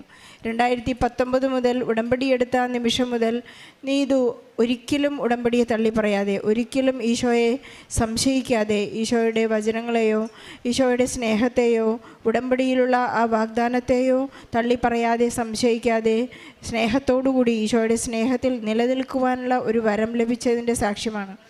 കൃത്യമായും നീതു അത് എക്സ്പ്രസ് ചെയ്യുകയായിരുന്നു. എനിക്ക് എൻ്റെ രജിസ്റ്റേർഡ് നേഴ്സാവാനുള്ള കടമ്പ കടന്നതെല്ലാം, OET പാസ്സായതായാലും IQN തിയറി പാസ്സായതെല്ലാം അത് ഈശോ തന്നെ നേരിട്ട് തന്നെ പരിശുദ്ധ അമ്മയുടെ കൈവെപ്പ് മൂലം മാത്രമാണ് ലഭിച്ചതെന്നുള്ള ഒരു വലിയ ഉറപ്പ്. കാരണം അത് എൻ്റെ മെറിറ്റ് കൊണ്ടല്ല, അതെനിക്ക് ഈശോയുടെ കൃപയാൽ ലഭിച്ചതാണെന്നും ഈശോയുടെ അമ്മയോടും കൃത്യമായി കമ്മ്യൂണിക്കേറ്റ് ചെയ്തുള്ള ഒരു വലിയ അനുഗ്രഹവും അഭിഷേകവും അവൾക്ക് ലഭിച്ചിരിക്കുന്നു. സമയച്ചുരുക്കത്തിൽ അമ്മ എല്ലാം കൃത്യമായി അത് സജ്ജമാക്കി കൊടുക്കുകയും ഈശോയിൽ നിന്ന് അനുഗ്രഹം പ്രാപിക്കുവാനും ഈ പരിശുദ്ധ അമ്മയുടെ സാമീപ്യം, കാണാത്തതിനെ കാണുന്നു എന്നുള്ള വലിയ വിശ്വാസം, അമ്മ എൻ്റെ കൂടെയുണ്ട്, എനിക്ക് ഈശോയുടെ അടയാളങ്ങൾ എനിക്ക് ലഭിക്കുന്നു എന്നെല്ലാം ഉറച്ച് വിശ്വസിക്കാനും താൻ ആഗ്രഹിച്ച ഡേറ്റ് ഇട്ട് പ്രാർത്ഥിക്കുമ്പോൾ മറ്റുള്ളവരുടെ കളിയാക്കലിനെയെല്ലാം ഉത്തരം നൽകാൻ മാത്രം, അവരുടെ വിശ്വാസം വർദ്ധിപ്പിക്കാൻ മാത്രമുള്ള ഒരു ജീവിത പദ്ധതിയിലേക്ക്, പ്രക്രിയയിലേക്ക് കടന്നു വരുവാൻ ഇന്ന് ഈ മകൾക്ക് സാധിച്ചിരിക്കുകയാണ്. പരിശുദ്ധ അമ്മയുടെ ആ ഒരു വലിയ മോഡൽ ലൈഫ് ഇന്ന് നീതുവിനെ ഏറ്റെടുക്കാൻ സാധിച്ചു എന്ന് നമുക്ക് മനസ്സിലാക്കാം. കാലിത്തൊഴുത്തിൽ ഈശോയ്ക്ക് ജന്മം കൊടുക്കേണ്ടി വന്നപ്പോഴും, കുരിശിൽ ഈശോ തൂങ്ങി കിടക്കേണ്ടി വന്നപ്പോഴും ഇതാണോ രക്ഷ എന്ന് അമ്മ ഒരിക്കലും സംശയിച്ചിട്ടില്ല. അങ്ങനെ ശക്തമായ ഒരു വിശ്വാസത്തിൽ വളരുവാനും മുന്നോട്ട് നടക്കുവാനും ഉള്ള ഒരു വലിയ അനുഗ്രഹമാണ് ഇന്ന് നീതുവിന് ലഭിച്ചിരിക്കുന്നത്. ഞാൻ നിൻ്റെ കൂടെയുണ്ടല്ലോ എന്നാണ് ഇന്നത്തെ ധൂർത്തുപുത്രൻ്റെ ഉപമയിലൂടെ ദൈവം പിതാവ് ധൂർത്തുപുത്രൻ്റെ പിതാവ് മൂത്ത മകനോട് പറയുന്നത്, പരാതി പറയുമ്പോഴെല്ലാം ഞാൻ നിൻ്റെ കൂടെയുണ്ടല്ലോ എന്നുള്ളൊരു വലിയ ആശ്വാസവാക്കാണ് മകനോട് പറയുന്നത്. അതുപോലെ ഈശോ നമ്മോട് കൂടെ ഉണ്ടെന്നുള്ള വലിയ ആശ്വാസമാണ് നമുക്ക് ഉടമ്പടിയിലുള്ളത്. നീതു വളരെ പ്രതിജ്ഞാബദ്ധയായിട്ടാണ് ഇവിടെ നിന്ന് ഇറങ്ങുന്നത്. ആദ്യമായി ഈശോയോടും പരിശുദ്ധ അമ്മയോടാണ് തൻ്റെ വലിയ വിജയം വെളിപ്പെടുത്തിയിരിക്കുന്നത്. നമുക്ക് ഈശോയ്ക്കും പരിശുദ്ധ അമ്മയ്ക്കും നന്ദി പറയാം. അതുപോലെ വിസ പ്രോസസ്സിംഗ് തടസ്സപ്പെട്ട് നിൽക്കുന്ന എല്ലാ മക്കളെയും, പഠിക്കാൻ ബുദ്ധിമുട്ടുള്ളവരെയും, പ്രവാസികളായി കഴിയുന്നവരുടെ കഷ്ടപ്പാടുകളിലെല്ലാം പരിശുദ്ധ അമ്മയുടെ മാധ്യസ്ഥം അപേക്ഷിച്ച് നടക്കുന്ന എല്ലാ മക്കളെയും ഈ സാക്ഷ്യത്തോട് ചേർത്ത് വെച്ചുകൊണ്ട് ഈശോയ്ക്കും പരിശുദ്ധ അമ്മയ്ക്കും നല്ല ഒരു കൈ